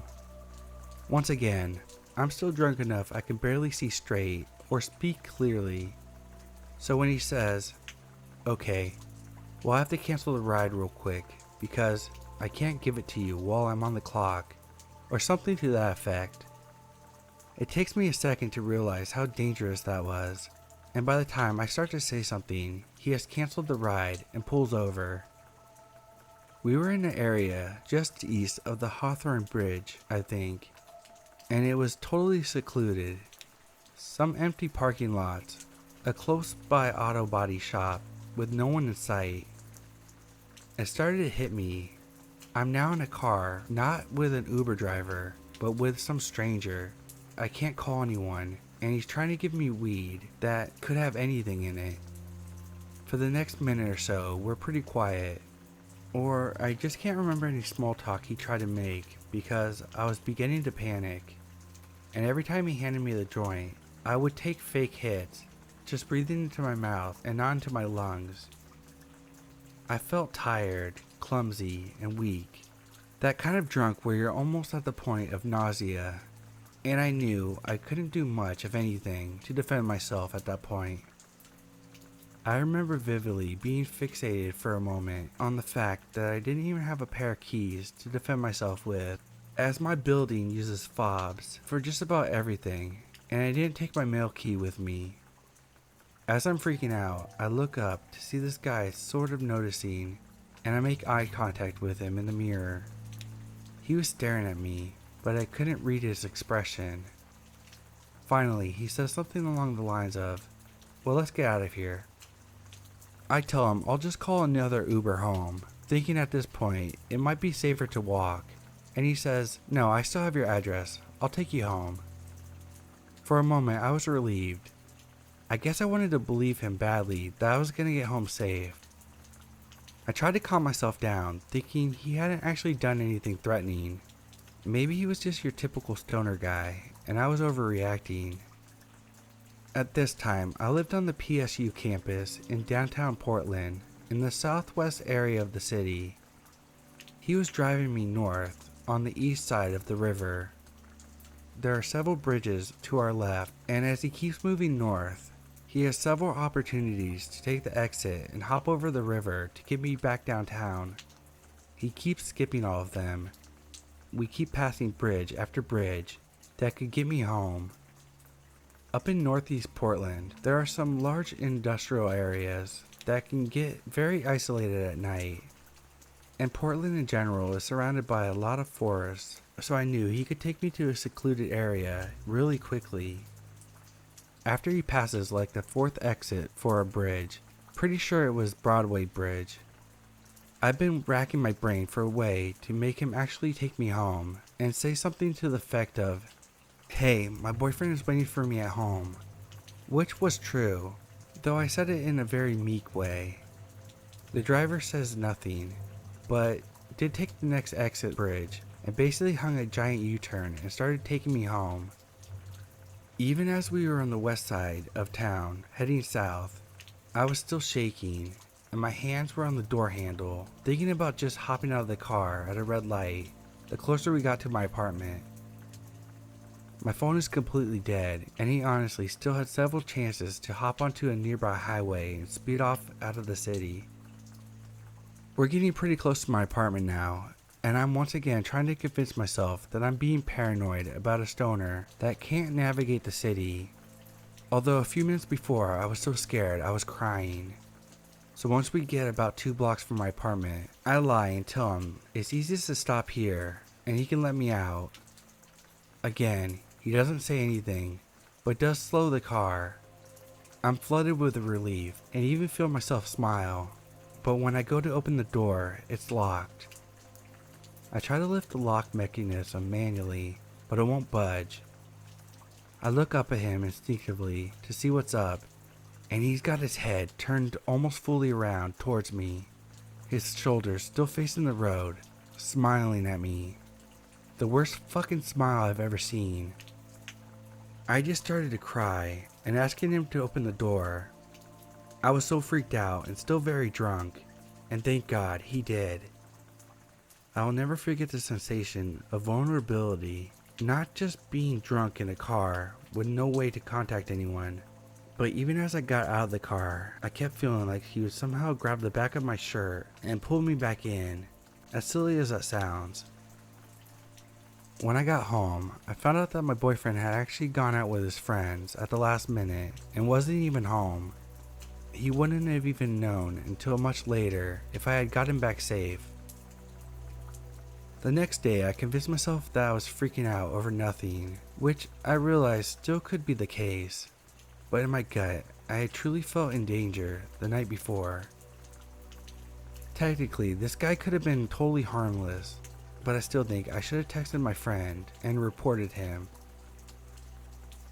The big thing that made me think of this was recently hearing about how Ed Kemper, the co-ed killer, would go for practice runs, picking up hitchhikers and seeing if he could get the passengers, potential victims, to trust him, and how far out of his comfort zone he could push them without them saying anything.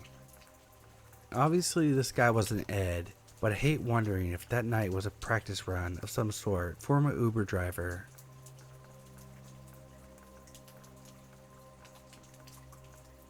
So I'm temporarily driving for Uber while we're slow at my salon due to the virus. Today I picked up an older guy, at least my dad's age, 53. Things started out fine with small talk. Then he mentioned how I'm the cutest Uber driver he's had. Mind you, I had a nappy bun straight out of bed, no eyebrows today. My natural brows are very light, and a mask on. He proceeds to ask me if I have a boyfriend, to which I reply, no, I have a girlfriend. So he tells me about his son that's gay and shows me a pic. So I ask if he's married. He then tells me that he's not married anymore, but he was, and his kids' ages very close to mine. And then he tells me that he has a girlfriend and that they're swingers. Not sure why he mentioned the swinger part. Then it got weird. Right before we get to a stop, he started asking if I was completely lesbian, and I told him yes, and he asked why. I simply said that I didn't like any part of being in a relationship with men. He asked me to pull into the back of a building where there were no other people, just a bunch of parked 18-wheelers and trailers. When I pull up into the destination, he asked randomly if he could show me a video with no context. I say sure, not thinking anything of it. He shows me a snippet of a homemade porno of him and his girlfriend. I won't say what was in the video, but it was disgusting. He says, "Isn't that so goddamn hot?" You could see all over my face that I was uncomfortable, and at this point, we were already at his location and he wouldn't get out. He continued to try to ask me inappropriate questions, saying, "Well, what's the difference between a strap-on and the real thing?" And at that point, I was like, I gotta go. Thankfully, he got out on his own without me having to be hostile. I was trying to avoid being hostile because we were in my car alone and he was a tall man and I'm very petite. With all the crazy people in the world, I didn't want to take a chance of upsetting him and it turning violent. Before he shuts my door, he says, "I'd love to talk some more, if that's okay with you. Don't tell your girlfriend what I showed you." I said bye, have a good day, and drove off. I reported him to Uber, and they have been in touch with me.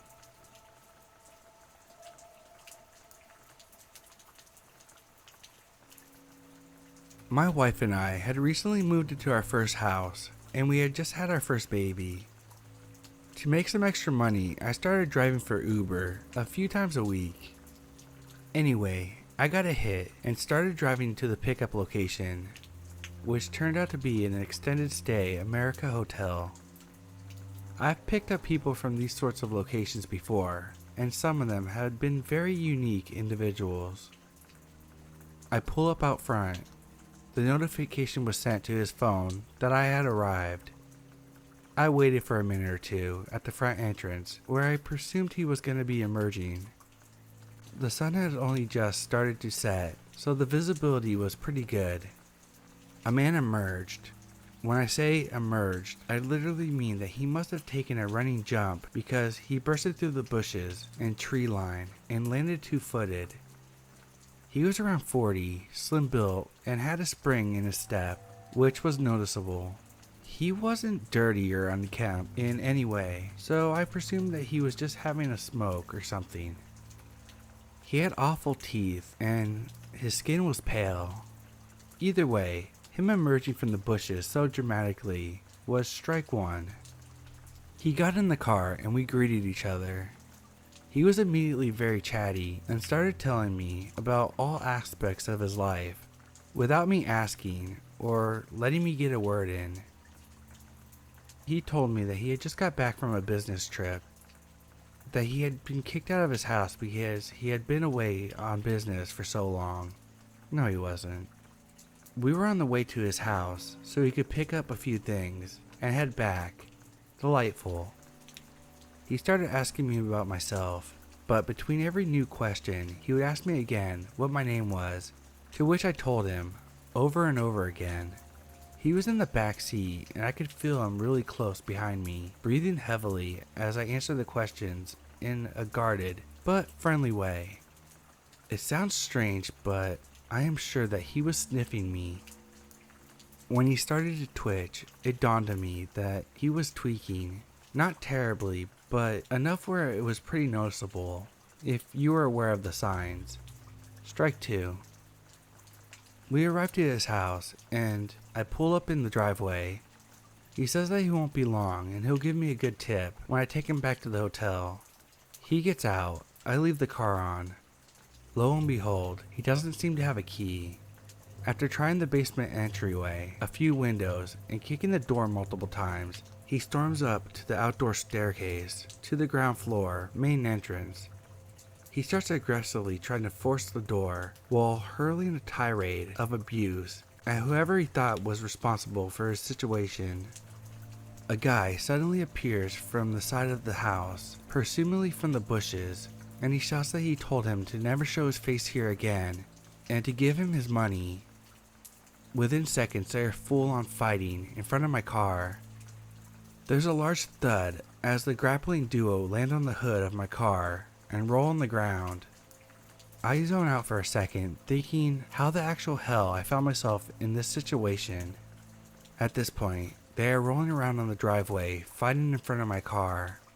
The actual homeowner must have been winning because suddenly the man I had picked up started screaming at the top of his lungs, "Uber driver, help me! Uber driver, why don't you help me?" Over and over. The look of exasperation I must have had on my face. How could this dude not know my name? He asked me like 30 times. Strike three.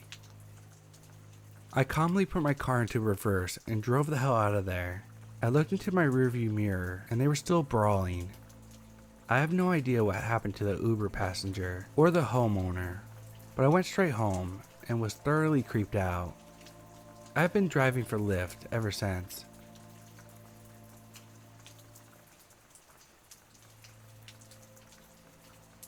When I was in college, I found myself Ubering to make money.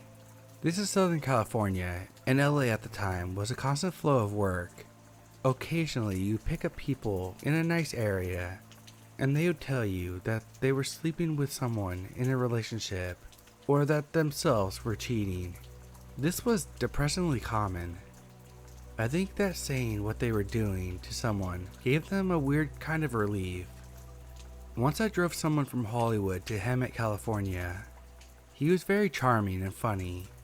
When I dropped him off, it was a big blue building that they buzzed us into. He left me a $200 cash tip. I later found out that this was known as Gold Base for the Church of Scientology. If you don't know what that is, it's a completely normal, not weird at all in any way, location, owned by the Church of Scientology. Feel free to Google it. A few months into my Uber career, insurance companies started using rideshare service, and some people who were more down on their luck would use it. Sometimes this was people just trying to get their kids to school, but sometimes it was much more sad. I can't tell you how much times I showed up to the doctor's office to see someone with accessibility limitations, faces drop at seeing my tiny car instead of a van like they needed. The people with substance problems were interactions that would stay with you. Once I picked up a man going to a dental appointment. I drove him for about a half an hour. He told me how he used to run drugs in the 90s until they caught him with a few pounds of coke. He told me about when he was moved from Nevada to Florida for trial, how he traveled handcuffed in a van, how the cops would stop only once a day at McDonald's and for their $1 menu item of the day. He asked me to stop at a liquor store, and he chugged a teeny bottle of booze, shoved a mint in his mouth, then sipped on a soda.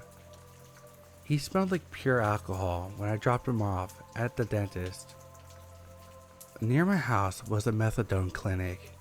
I would get up before dawn to be able to take those rides. Early bird gets a worm. Almost always they were sweet and thankful. Sometimes they were a little out of it, but I never felt like I was in danger or anything like that. Just good people going through tough times. These rides were the most consistently depressing. People who were going to court clearly drunk or high. Older women who had trouble requesting a ride and had been waiting in the parking lot of their dialysis place into the night. They'd tell me their stories sometimes. A person who was going to court for a child custody case. People struggling with mental illness. Some mornings were exhausting. Being up that early, you'd hit another crowd that I never anticipated. Funeral goers. The saddest funeral ride was when a man and a woman got into the back seat. Rather than speaking to me, the man handed me a neon printout of a map of the cemetery with instructions on what plot to go to, with, "Hello, I am attending my father's funeral. My wife and I are deaf. Please follow these directions," written on the back of it. The whole ride, I could hear them signing to one another and trying not to cry. There were also a lot of retired gamblers. They'd leave their houses at 7 in the morning, take a $70 Uber out to the desert, and spend the whole day gambling at the reservation casinos. The desert is where I saw the weirdest things. The desert was the only place I ever felt scared driving. It was in Temecula, the wine country of Southern California. Lots of wooded roads and desert. I picked up a lady just off the freeway at what I initially assumed was at the edge of a golf resort, but it was an unpaved access road. It was late and the area was especially dark. I was getting ready to call the passenger when I saw them coming down the unpaved access road. It was a tall blonde woman with a very nice pantsuit. She was absurdly put together considering how she had just walked God knows how long in heels down a dirt rock road. She got into my car and she was very pleasant. She told me that she lived in a gated community that was hard for Ubers to get to and that it was easier to send me to the access road. I thought it was weird, but I didn't want to be creepy, asking about where she lived. She was friendly, chatty even. She was going to a dinner party, and as she spoke to me, I could feel her looking at me in the rearview mirror the entire ride. We drove a half hour away from the freeway to one of those rural neighborhoods that you would hear celebrities had huge parties at. Eventually, we reached the address, which was a paved road lined with trees. She told me to keep driving, and I didn't think much of it. Again, we were in a mansion-style neighborhood. We hit a white ranch-style fence after a minute or so going down the road. That was when I started feeling a bit uneasy. There were around a dozen no trespassing signs, and one of those classic, "Forget the dog, beware of the owner" signs with a guy pointing a pistol at you. I thought it was more than a little blunt to have that many signs, but hey, not my property. We drove for a minute when we came to another fence. It was at the top of a hill and overlooked a barn with some lights in the distance. I know this sounds weird, but it was unpleasant. I couldn't put my finger on it. It was just a barn with what looked like a barbecue going on. But being out in the woods without any lights had me freaked out. The passenger told me that I could just slide the gate open. As I approached the fence, I saw signs that made me stop cold. Off to the side of the gate, not quite in the dark, but on the fringe of my headlights, there were metal signs with bullet holes through them, swastikas, and Confederate flags brightly displayed. SoCal has a lot of white supremacist pockets. I had dropped off dozens of passengers in cities like Norco and driven down streets where people were drinking in the garage and Nazi flags proudly hung behind them. It wasn't my favorite, but I wasn't spending any time in those neighborhoods more than I needed to.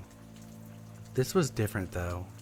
It was after 11 p.m. at night and I had no idea where I was. I opened the gate and down the road I saw what I assumed were cell phone flashlights lighting up and coming up the incline. This made me very uncomfortable. I went back and told the woman I didn't think my car could make it back up the hill if I went down it.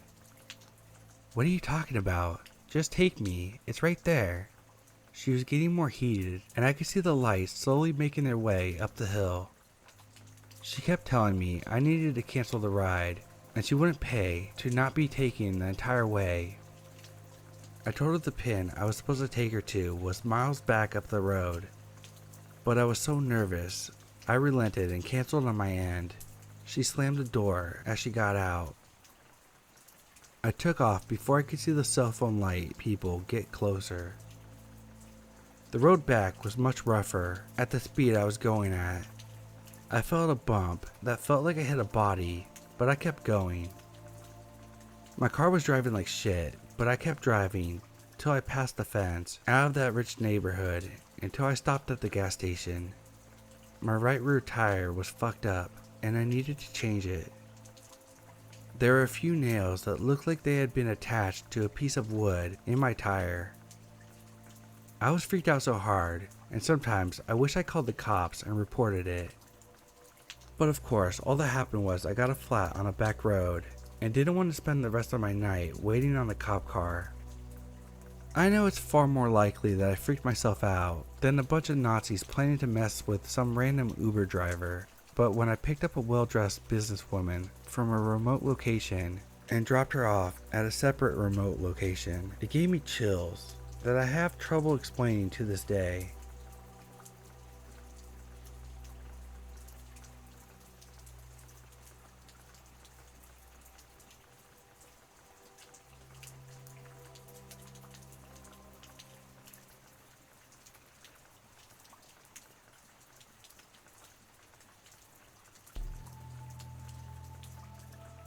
I got off work around 10 p.m. and headed home. I live alone and always make sure my front door is locked before I leave for work, but when I got home, the door was unlocked. I knew for a fact I locked it when I left because, like I stated, I always lock it. I have severe OCD and would have not forgotten to lock my door as I am too obsessed with my routine to forget. I was thoroughly unsettled by this and immediately retrieved my 9mm pistol from the drawer next to the front door. I set the bag of fast food I picked up down and looked around the dark living room, fumbling for the light switch.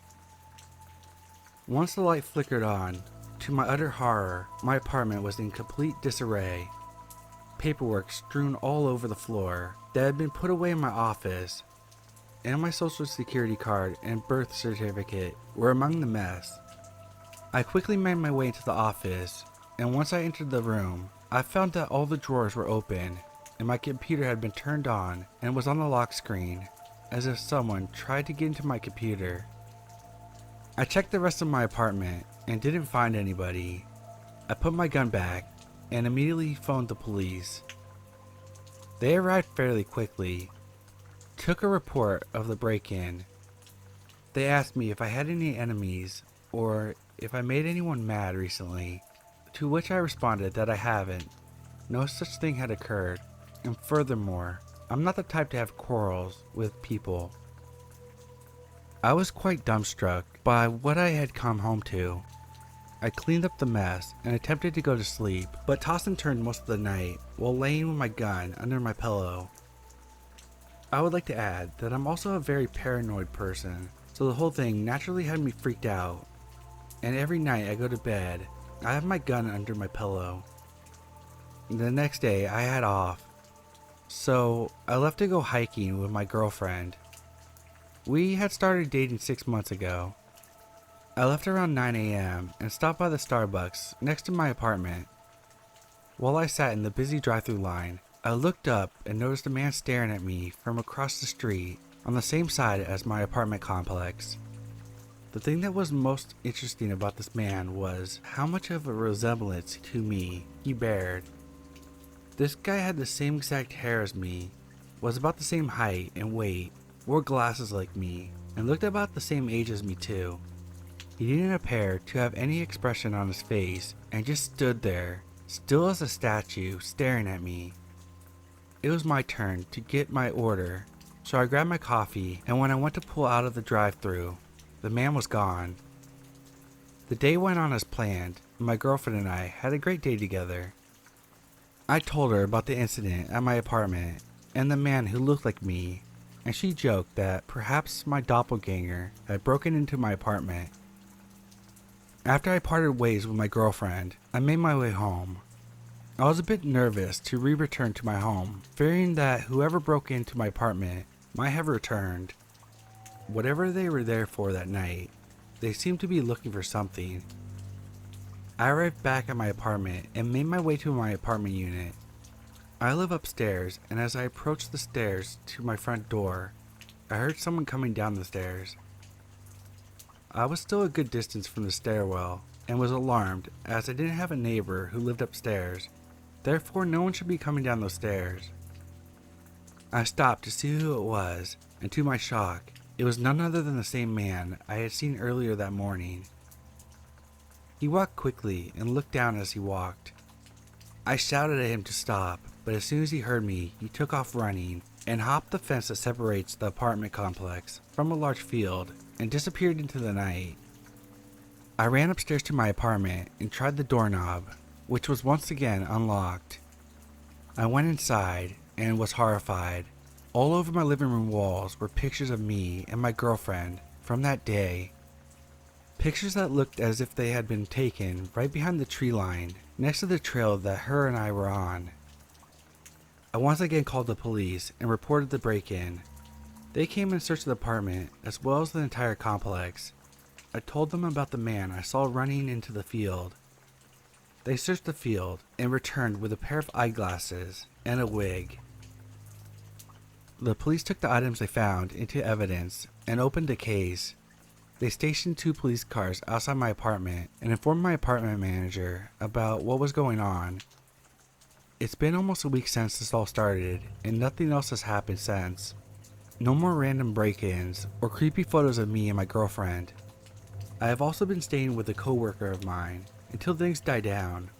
I have no idea why whoever is doing this is targeting me. Based on the items that the police found in the field, my guess is this person is actually pretending to be me for some odd reason. I don't know what any of this means. Update. I returned to my apartment and everything is how I left it. The door is locked and everything is fine. I feel relieved and I'm hoping that this nightmare is over. I only have one small lead that I'd like to share. I text my old friend to ask him if he knows anything, and he sent me back laughing emojis and then blocked me. This is normal behavior for him, however, as he has mental health issues and acts erratic at times. Once again, I'll try to update you guys if anything else occurs.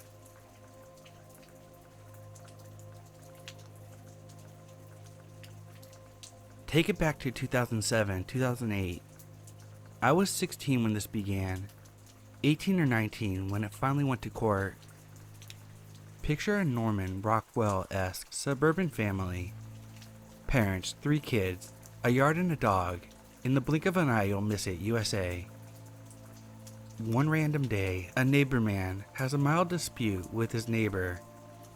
As a totally warranted response, neighbor man, which I'll be calling NM from here on out, takes every hose he has and floods their yard. Solid decisions lead to solid consequences, so naturally, he was fined for waste of water. My parents run the water in small town USA, and because NM lived a block away from us, he decided to drive over to the water district shouting that he is an acquaintance of my parents. Second solid decision of many to come from NM. Absolutely no one takes kindly to name dropper folks, so tuck that gem away under life facts. My parents come in and tells him even if his kids did this, they would have the same repercussions, gracefully glossing over the fact that other than maybe driving by one another, none of us had actually ever interacted with NM. NM repeats the name of the man working in the front desk as well as my parents' name and claims it's now personal and storms out. My family members and I begin to see NM at random places constantly. The DMV, the grocery store, our respective jobs. Apparently, when you're cuckoo for Cocoa Puffs and your parents pay for your house, you have all kinds of time to sulk. It went from random sightings while out and about to phone calls, the cliche 90s type of call, breathing, hangs up, and I can see you variety. At this point, NM was more of an annoyance than scary, but as I've stated, when you underestimate crazy, you lose every time. NM began parking across from our house, staying from 6 p.m. to 4 a.m., literally just sitting in his car, blasting music, staring at the house. For almost I had the determination and bladder of a racehorse, because what the fuck, who sits there for 10ish hours? His music was trash too. Maybe he was a masochist and into self-harm, seeing how long he could suffer through that shitty music and a full bladder. I doubt anyone with semi-rational concept of social interaction could fathom why. This went on from 3 to 4 times a week to a nightly occurrence. Imagine being a 16-year-old female that doesn't even feel comfortable to change in her own room because of the prospect that he might see through the blinds somehow. Try to sleep knowing he's out there. We were prisoners in our own home. He began to get bolder. NM drove his car speeding up and down the sidewalk at my sibling and her partner. While they were on the sidewalk out front, coming home from a date, they both had to physically jump out of the way to avoid being hit. He made lewd gestures at me when I brought my dog out for a walk and was waiting for my siblings to come out to join us on the walk. It was so bad I ended up crying and going inside. This has been going on for a year at this point. The cops always say the same thing. There's nothing that we can do unless a threat is made against you or someone is harmed. My parents confronted NM after my incident, to which NM called the cops and they came, asking us why we were harassing and threatening NM. I never understood why the system waits until you're a victim rather than prevent someone from being victimized. Almost 2 years in, and it's Christmas time. My parent has a brain aneurysm without any lingering effects, which is extremely rare. I convinced my other parent, who had been living in the hospital with their sick partner, to come home and shower and eat. About 9 p.m., we get a knock on the door. A random man with ratty clothes, holding a Christmas present, says he is here to deliver it to my family's name. We ask him who sent him, and he says he can't say. We ask him who he works for, and he shoves a gift at my parent and leaves. We are obviously uncomfortable to open it. My parent decided that they needed to know what was in it, and opens the present. Inside is a 17-page document on the grounds of why NM is suing my parent that was currently in the hospital. Even I could tell it was fake, with the grammatical errors and typos. NM took the time to sit and type this up himself, thinking it would scare us. The document and the fake details he put in did not. The fact that this 40-something-year-old man was fixated on my family, that he sat and typed a 17-page fake document, did scare us. Things progress, and NM begins pacing in front of his car and pretending to have cell phone calls where he talked about pushing my parents down the stairs, or knowing where us kids went to school and worked, and how easy it would be to access us at any time. At the time, I worked closing shift that let me off about 1 a.m. He would park his car next to my car and follow me home.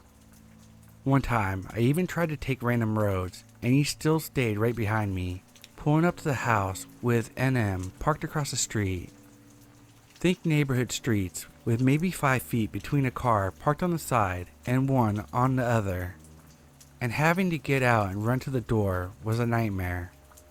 We were all exhausted from not only the aneurysm scare, but also living looking over our shoulders. My parents' friend told her friend, who was a DA, about the situation. She called and came over and took our case pro bono. Testifying was a wild ride. We had to put in official statements prior to being called to the stand. We were not allowed to be in the room when a family member was testifying, nor were we allowed to talk in the halls as we waited for our turn. Imagine reliving 2+ years of traumatic experiences, being cross-examined where they made you out to be a liar, and then not able to have your family comfort or support you afterwards.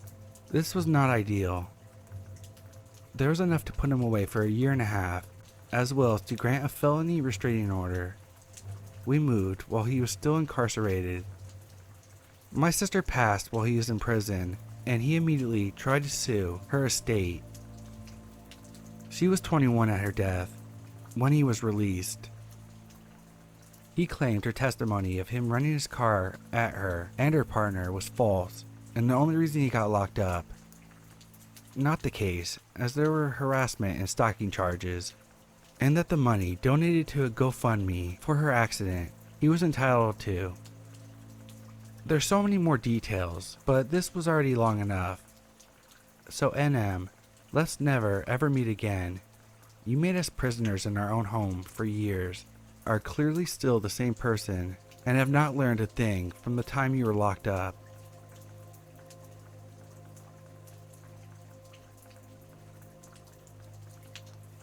Okay, I don't know where to even post this, but I need advice. It's long, but it's weird as shit. A little over a year ago, I was approached via Twitter by a girl claiming she wanted to work together. Her location was not only in the same city as mine, but in the same community as well. After a brief convo in DMs, I realized this profile was strange. It was fake. I immediately blocked her and kept it moving. After this, it just gets so strange. This person continues to make fake profiles pretending to know me, and eventually went into using fake phone numbers and numbers to text me via WhatsApp and a texting app. I never gave them my number. It's weird enough that this person is persistent in stalking and harassing me. I'm a freelance entrepreneur. A great portion of my income comes from online. So if it was up to me, I'd just unplug. But I can't let this harm my career. This person has went onto my friends' profiles to contact them. I have no idea how. I am very discreet. I do not interact with these friends online, and somehow this person is finding them one by one over the past year, and persistently harassing them, even making fake Facebook profiles to harass certain people I deal with. Not only my friends in the same area and group, but friends I have scattered in different cities. When I tell you, and this is not exaggerated, I have blocked over 100 Instagram, Twitter profiles, texting app numbers, and emails from this person. And keep this in mind, you need a new email to make an Instagram. I'm a single man. Of course I have lady friends. I have no bad blood with any ex or former fling. I'm on good terms with everyone as far as I know. But someone is targeting me, and any person they think I date or talk to romantically. It has affected relationships with people I deal with. Either someone I know secretly hates me and wants to make my life living hell, or a stranger is obsessed with me and wants to run everyone around me away from me. I have prayed on this man, like honestly just asking God to reveal who this is or make it go away. After a year, the persistence is starting to wear down. I have no idea who this is pressing me. I reported to the police, but they haven't done much. I even tried to hire a digital private investigator, but the few I've contacted say they can't help me. Can anyone please give me some direction? It's sick. Something has to give.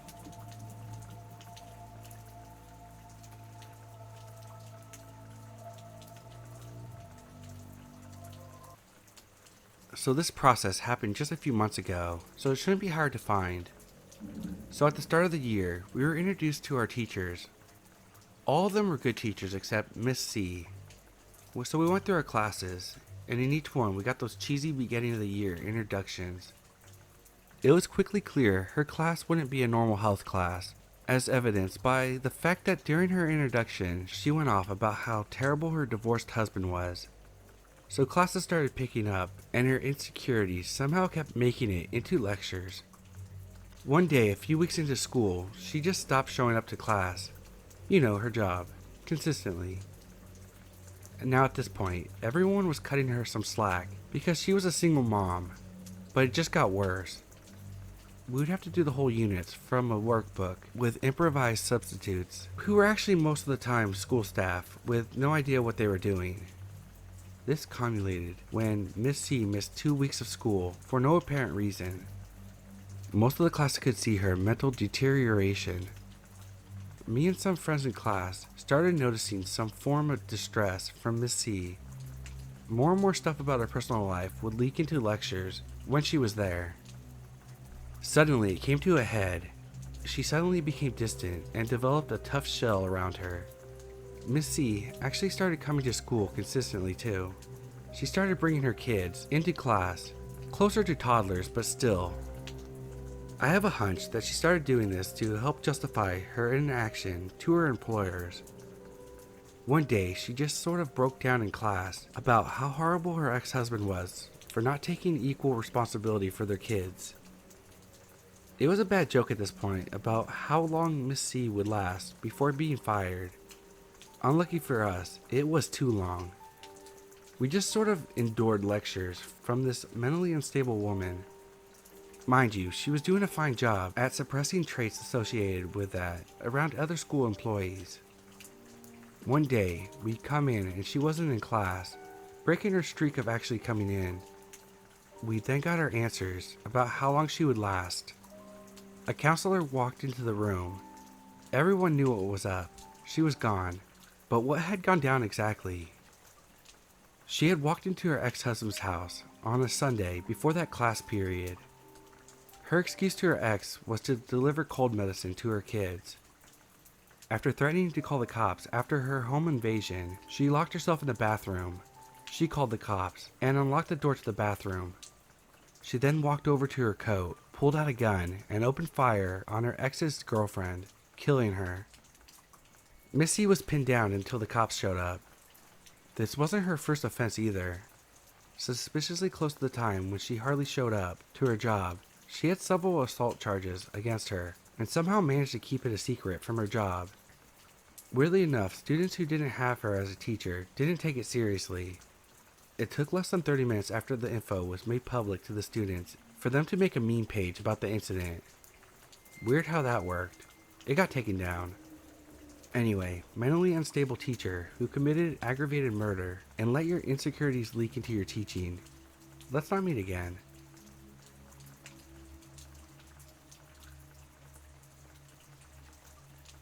Ms. M, it's been about 12 years or so now. I know you don't work there anymore, thankfully. I don't know what could have possessed an adult woman, 50 years old no less, to torment and torture a child to their breaking point. Maybe you're just a miserable old bitch, or was a loser in school, so you targeted other losers to bring yourself up.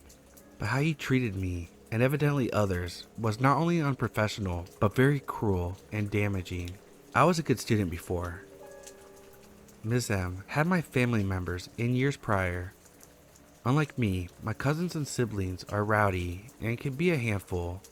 She had words with my family before, so when I came along, I was a symbol of my family, which she would take out her anger upon. I was meek and obedient, a perfect target. Ms. M would humiliate me any chance she could get. She would bring me in the front of class, call me stupid, idiot, ugly, pointed out when my legs weren't shaved, told me I looked like a boy. Mind you, I had long hair and stuff, just didn't wear makeup at that age. You would talk to me very slowly if I asked any questions. Talk to me like an actual dog. Bad girl, go fetch, beg, etc. Told me I smelled bad. The list goes on and on.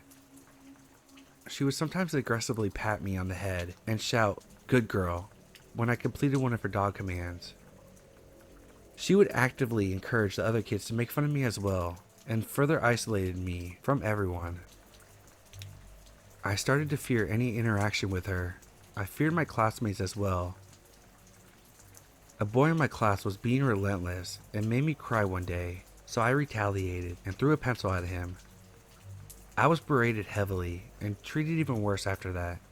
So I learned to shut down and take it all. My grades slipped. I cried every day at home. I kept most of it to myself, which Miss M probably knew I would, which is why she went so hard on me. My parents did try to get my class switched, but the school refused. Not only did Miss M act like an angel around other adults, but the other classes were apparently packed to capacity, so I couldn't switch. But I also think my parents didn't try very hard. The teacher conferences made things worse each time.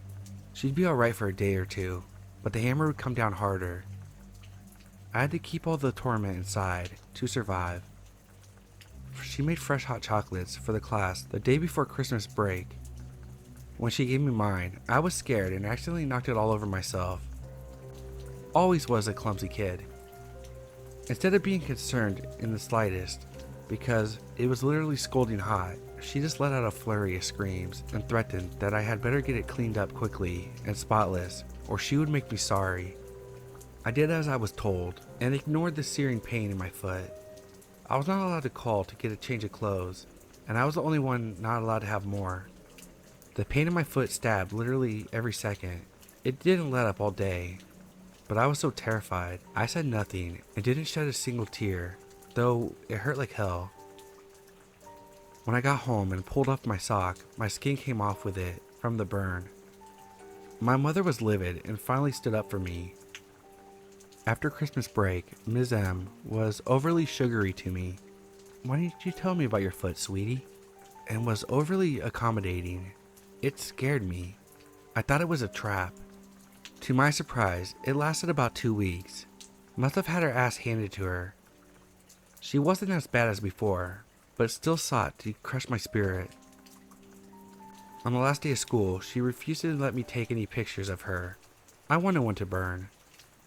She was very grouchy that day towards me, almost acting defeated. Although my grades were bad, I skimmed by and was moving to middle school. Her dog was off its leash, and she was powerless to keep her toy. She was hoping I'd fail. After 6th grade, I stopped caring about school. I failed a year, barely skirted by others. Landed in the dropout prevention program in high school. I had few friends, none of which I still have. I found it hard to trust teachers or authority figures anymore. I never made scenes or anything. I just sat there quiet and did nothing. Before I actually tried, actually cared. I had teachers' disappointment in me because of how well I performed in math and on tests. I never had test anxiety, and they wanted me in the MacLeods one year. But I just didn't care, which I attribute, at least in part, to Ms. M. She changed my life for the worse. The psychological damage Miss M did to me cut deep. It's hard to convey in a brief post what it was like every day for that whole year. She tore down what confidence I had. She made me afraid to trust anyone. She made me believe I was worthless. She made me feel every insult and criticism to the bone. She made me close into myself and learn to take abuse. She made me believe I was completely alone and had nobody in my corner. I was stupid, ugly, worthless, not even human. The kids from my school that came with me reinforced it as well. They also believed I was just a dumb dog and treated me as such. She dug her claws in deep, and the scars still remain. I have tried to grow past it, but it's a hard thing to overcome. So to you, Ms. M, You're not a teacher. You're an abusive psychopath who used her powers of authority to tear down and relentlessly torture a child. I hated you then, but as an adult, I just feel sorry for you. I don't know what could possibly go through an adult's mind that would make them see a vulnerable little girl as a target for sick games. Maybe you saw yourself in me and hate yourself, since we were both kind of outcasts. So you desperately tore me down and encouraged others so you could finally feel like you belonged, even if it was a bunch of children. Either way, I'm glad you were finally removed years later, and I hope your stain on the world is soon wiped clean. I hope that others you did this to, which is why you got removed, live happy lives without having you as even a passing thought. We are not weak, and do not deserve to be held as your victims. You did teach us that there are bad people out there. We may have struggled from it, but we pushed on. Hopefully none of us will ever meet you again.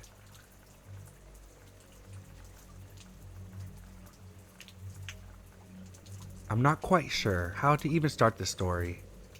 A lot of things I've experienced never really fits in the subreddit's guidelines until yesterday, when this story wormed its way into my head again.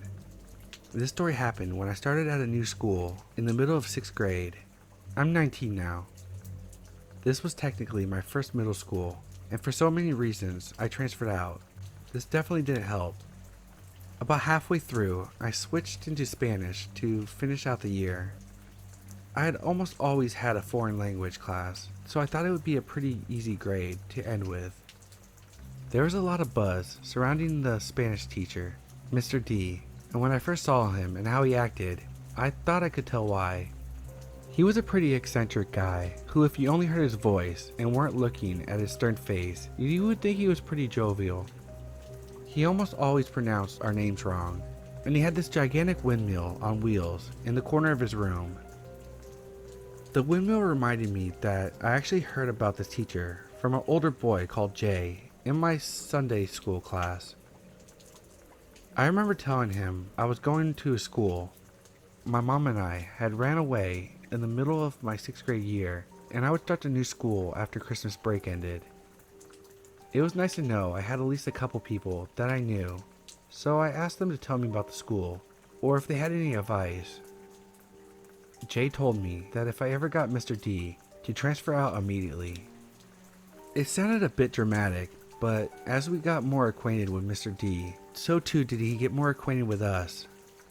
One thing that always made us uncomfortable was how he would rub chapstick on his lips very aggressively for like a minute, which was definitely made worse when he'd stand with one leg resting on something and his crotch leaning forward.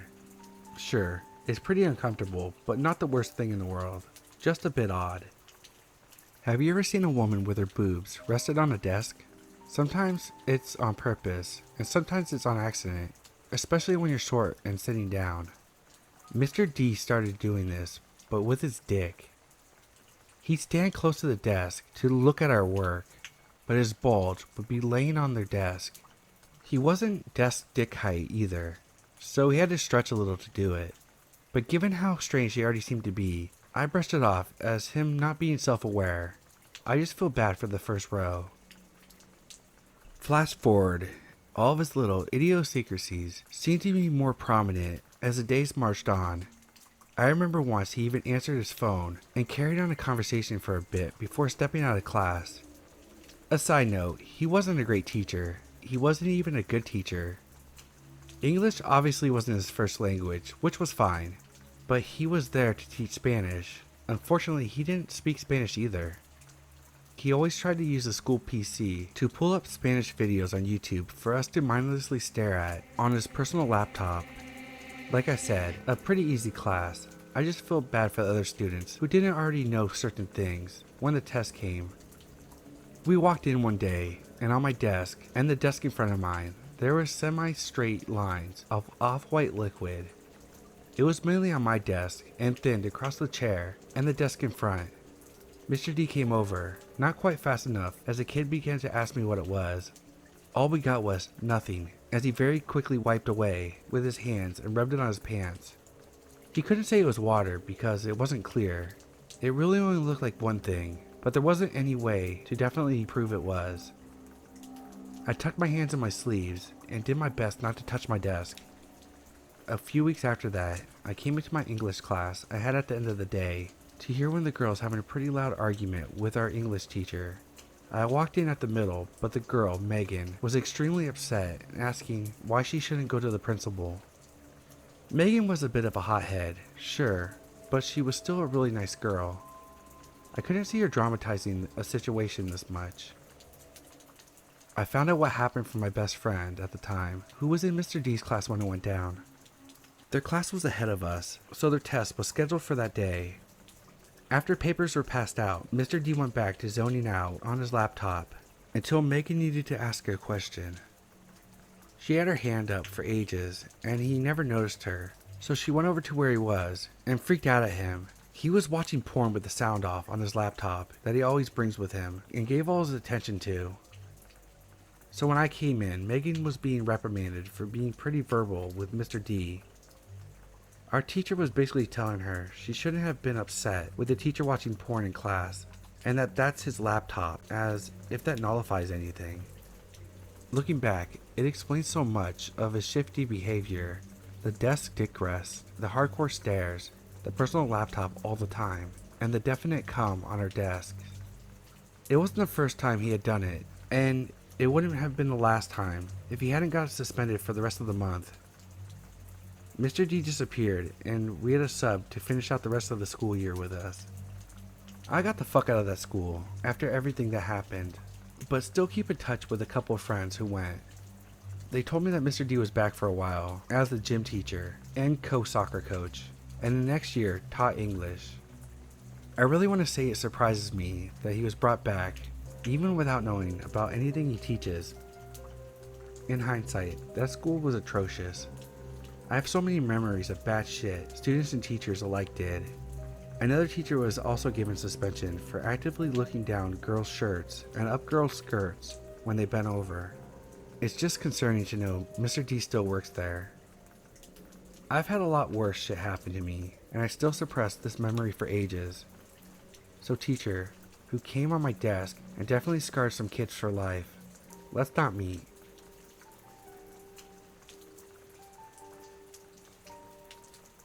So when I was 7 years old, I was in kindergarten. My birthday is late in the year, so I couldn't apply when I was 6 like most kids, since it was through the school year. We had a teacher, Mr. H, but this isn't about him. It's about a substitute I had one day.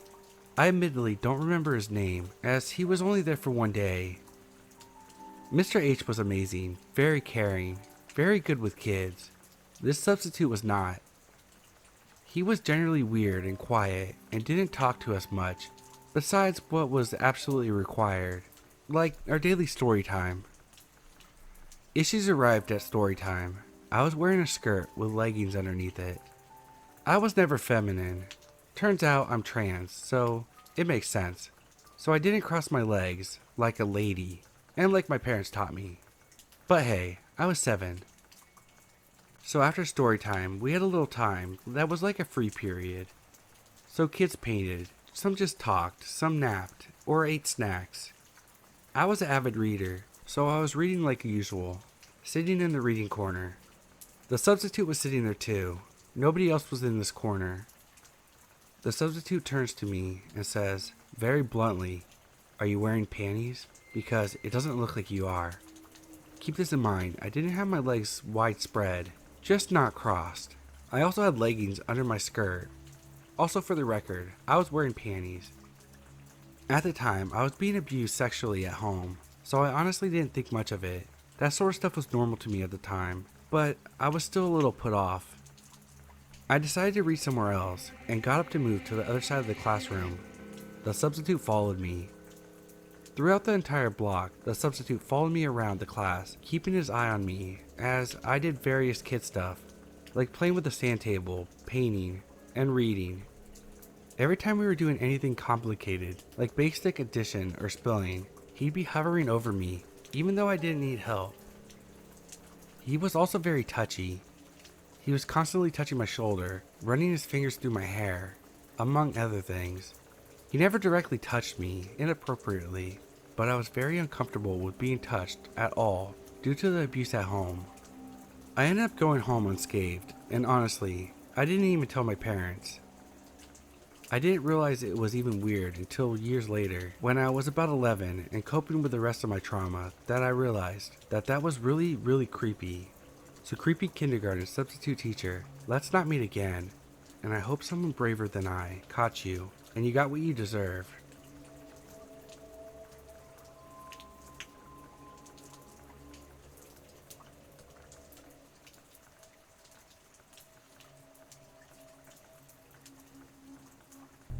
When I was younger, every year for Christmas, I would drive upstate to my aunt's house on a long stretch of highway. I can't for the life of me remember the name of the road. All I know is it runs nearby Akron, New York at some point. However, most of the drive is through rural areas with little to no towns nearby. So it was the dead of the night, and my groggy self had gotten off a long shift and had to drive my ass to my aunt's house, since my extended family was expecting me the following morning. Near halfway through my drive, I realized I was low on gas, which irritated me. My brother told me that he would fill it up the day before, so either he had forgotten or he was straight lying. I saw an archaic looking sign for a gas station off the next road.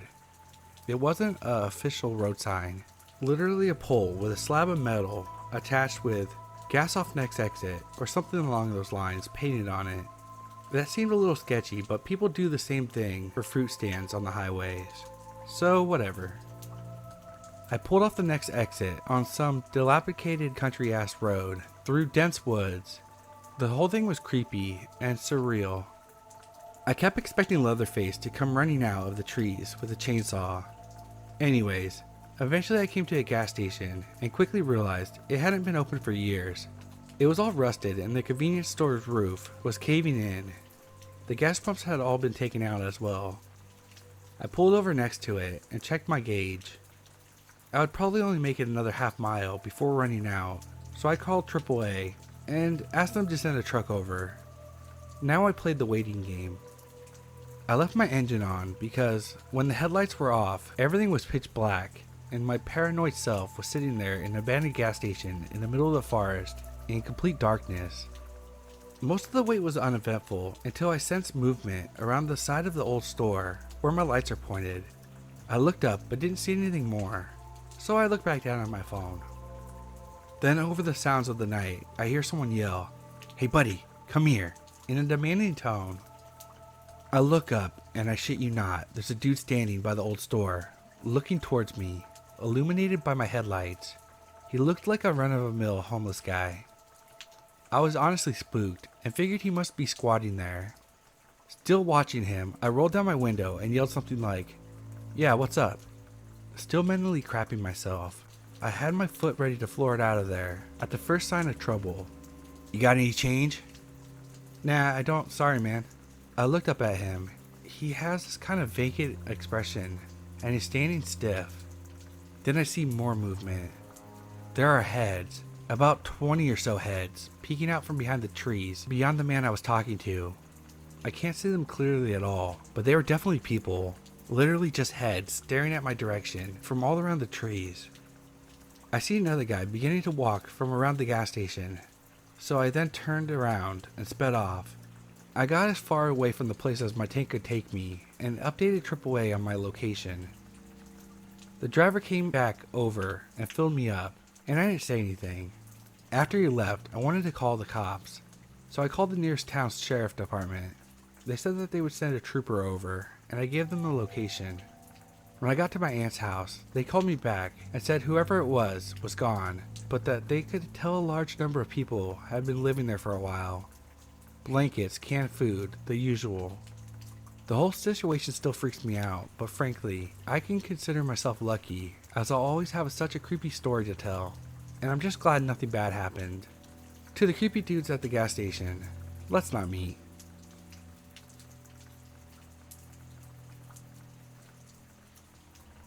I went to college that was integrated into a big city, so even though there was a campus, there was plenty of shops, back streets, public transportation, and just regular people walking around.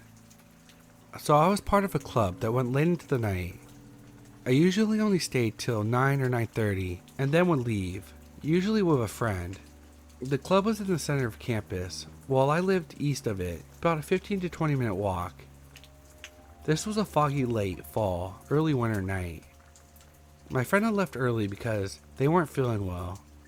I ended up staying late and began to walk home close to 10:30 p.m. So I started walking down a back street that was quiet, but led right to my dorm. It was after a few minutes that I heard some footsteps somewhere behind me. I stopped, thinking it was a jogger, and moved to the side to let them pass. Then I noticed that there was no one coming, and the footsteps had stopped. I shrugged and started walking. Then the footsteps started up again. I stopped, and it stopped. I started to get a bad gut feeling and quickly walked to the side street that connected to the back street to the bigger main street. This street had a lot of lights, plenty of cars, and still a good number of people on it. I walked back to my dorm from there. The next morning, I wake up and check my emails. One was from the campus alert system. Apparently, an hour after I got back to the dorm, someone was stabbed on the back street. Victim was rushed to the hospital and survived, saying that the perpetrator followed them down the back street before stabbing them. The perpetrator was never caught, but I have no doubt that that was the person that tried to follow me, and I'm glad I trusted my gut. After this, I made sure to never stay at club past 9:30, and to always leave with someone that was at least walking in the same direction as me.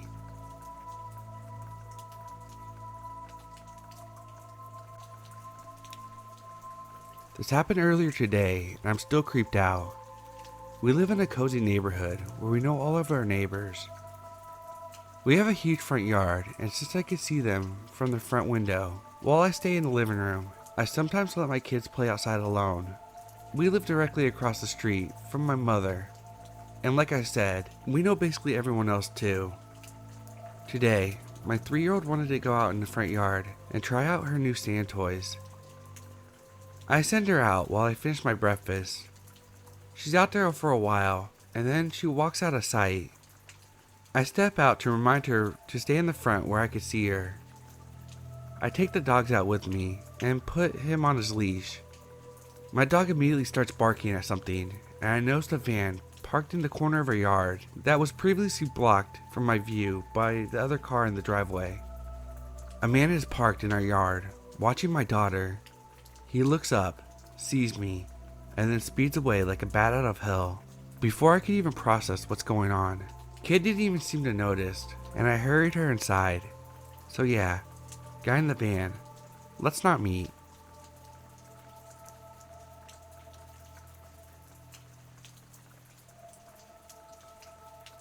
Hey guys, I'm going to tell you something that happened around 4 months ago, and I'm a 14-year-old male. We have a Bernese mountain dog called Ava, who is 2 and weighs about 120 pounds, so she is very big. She's quite a lazy dog, but also seems to be alert at all times. So one night, my parents went out for dinner and left me home with Ava. I was downstairs watching TV, and my lounge is right next to the front door. Around 8 p.m., the door rings and I open it to see a guy in fairly plain clothes standing there, and he told me that he had a delivery here. I was confused because he didn't look like a delivery driver and had no parcel. Suddenly I turn my head to see another guy on the side of the driveway, which goes to the back door, and he starts to walk towards the back door. I freak out, and the guy at the door notices this and barges through, shouting for the other guy. This is when Ava wakes up and begins to let out the loudest bark I've ever heard, making the guy stumble back. She rushes towards him and jumps up, grabbing his shoulder and literally throwing him out the door. His buddy came along but saw Ava and started to run. The other guy managed to slip out of Ava's grip and run down the road.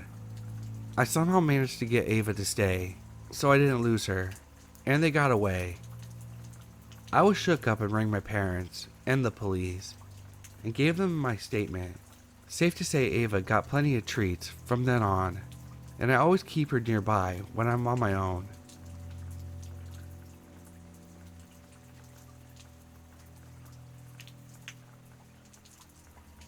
When I was a student teacher, I was 21 and working with mostly seniors in high school, many of which were 17 or 18 years old. One day, the mentor teacher I was working with pulled me aside from teaching class to inform me that the other teachers have overheard some students telling each other that they wanted to do me.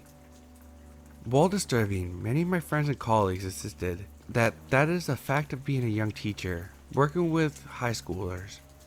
The next day, I had a few girls in my class approach me and informed me that 3 boys were no longer just talking about what they wanted to do, but were graphically describing what they were planning to do with me in the coming weeks after school in the parking lot.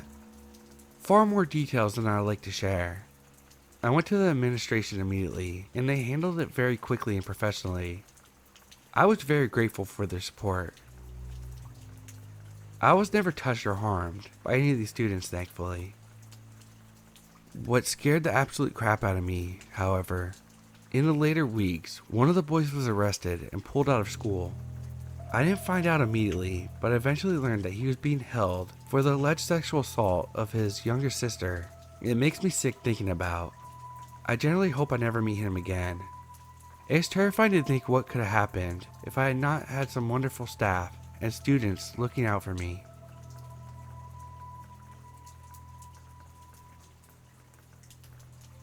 Back when I was in the 3rd grade, there was a hill with a playground at the top. One day, while everyone was playing at the park, as it was recess, this middle-aged man wearing nothing but cargo shorts came to the bottom of the hill and leaned over the fence that was there. He began to call kids over to him. When kids came over to him, he wrapped them in blue tape, mainly around their hands. This went on for 15 minutes when the 4th grade science teacher, the saint she is, began to run down to the guy. Now, this woman can be very intimidating when she wants to be. She later became the principal. Anyway, the second the guy saw her, he walked away. He obviously didn't really care about getting caught. So, creepy blue tape guy, let's not meet.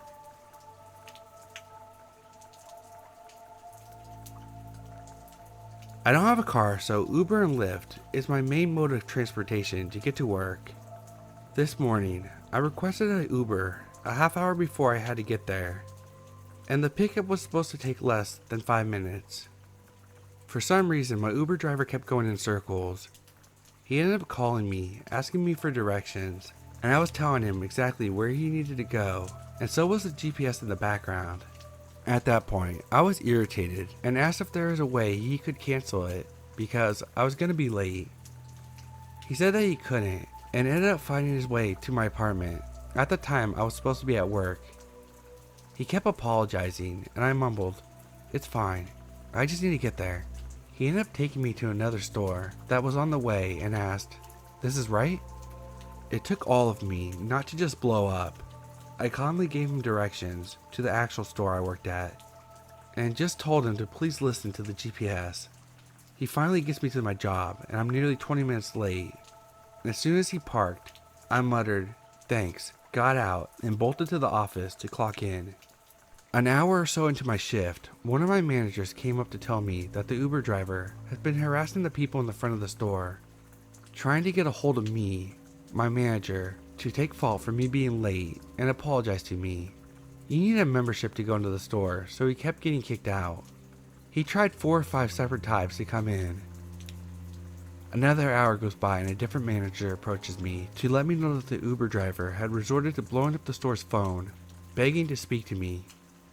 She asked me not to leave alone and to be on the lookout in case he came back. I contacted Uber support multiple times to let them know, and you want to know what they did about it? They gave me a $3 credit. I made sure to give him a 1 star, so I wouldn't get him as a driver again, but it's just scary to think that he knows where I live and work.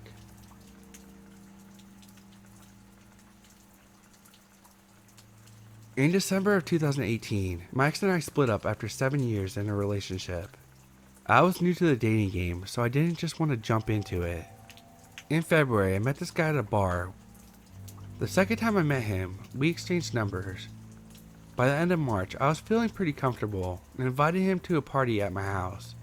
He stayed after the party, and one thing led to another. Well, after it was all said and done, I had a weird vibe. He was too pushy and made me uncomfortable, so I asked him to leave. I planned never to speak to him again. That is until he started to text me from random numbers. He would say things like, Hope you're having fun fishing. When I didn't even post to social media that I was fishing. I hope the movie was good. When I hadn't even posted anything online that I was at the movies. He would text me to ask me where in the bar I was, at different bars, when I never told anyone or posted where I was going. We had no mutual friends, so he was following me. The final straw was when my friend took me to Washington, D.C. for my 25th birthday celebration. We bar hopped all over the city. Around 2:30, we come out of the last bar we were at and decided to get some cookies across the street. As we were coming out of the cookie shop, guess who pops up? You guessed it, he does. He goes, I hope blank blank and blank were fun. I wanted to say hi earlier, but since you haven't been replying to my messages, I didn't want to freak you out. I was terrified. My friend's husband thankfully stepped in and called him out and threatened to call the police. I changed my number and moved, and thankfully, I haven't heard from him since. So to the guy I mistakenly had my first one-night stand with, let's not meet again.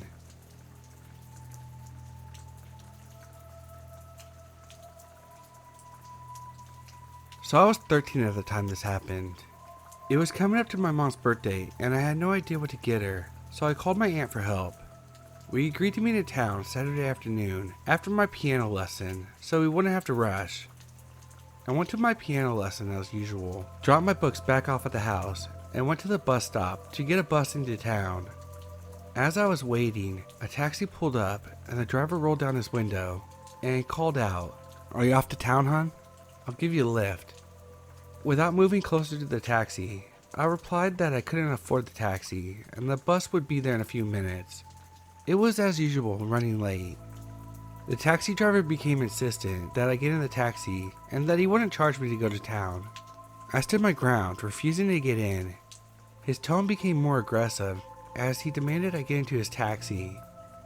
Over the next minute or so, someone else arrived at the bus stop and the taxi driver sped off, swearing at me for not getting into the taxi.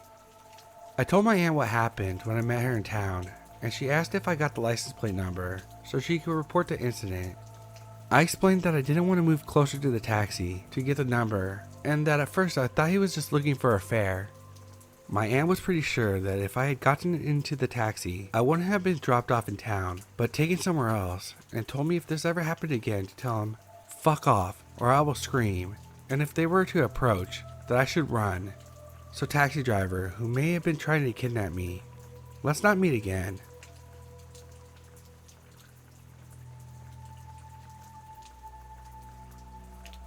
This story is about a man named John that I met while working retail. John is an older white man, in his mid-50s, well-dressed, well-spoken, shoulder-length steel gray hair, and a low ponytail tied back. At the time, I was working at a farm and a pet supply store. I was called over to help a customer look at electric fences and shock collars for dogs, which I am steadfastly against, but I had to help the customer. I asked him what I could help him with, and he said he was interested in an electric fence for his dogs, since he had a cabin in the woods and wanted to make sure they didn't get away. He said, "Oh yes, I'm looking to use shock collars, maybe on you." Thoroughly creeped out, I tried to laugh it off and tell him no thank you. I finally got him someone that knew more than I did, and thought that that would be the end of it. Of course it wasn't. The next time he saw me, he said, "I've been looking for you. I bought what I wanted. I wanted to slap you the next time I saw you." I told him if he ever hit me, I would absolutely hit him back. So then, a few days later, he told me that he would really like to take me out for lunch one day. I politely declined. He would come into the store and look for me, but I would see him before he saw me. One day, I saw him first. I tried to hide until he left, but no, he found me in the back of the department. He said, "Just so you know, I'm not dressed up for you today. I have a meeting with the bank, but if I didn't, I'll be taking you out for lunch. You know, I can tell you dye your hair. You look so beautiful, but that doesn't mean anything to you, does it? It might mean something if you like me back." He was never banned from the store, even after one of my managers heard him say these things to me.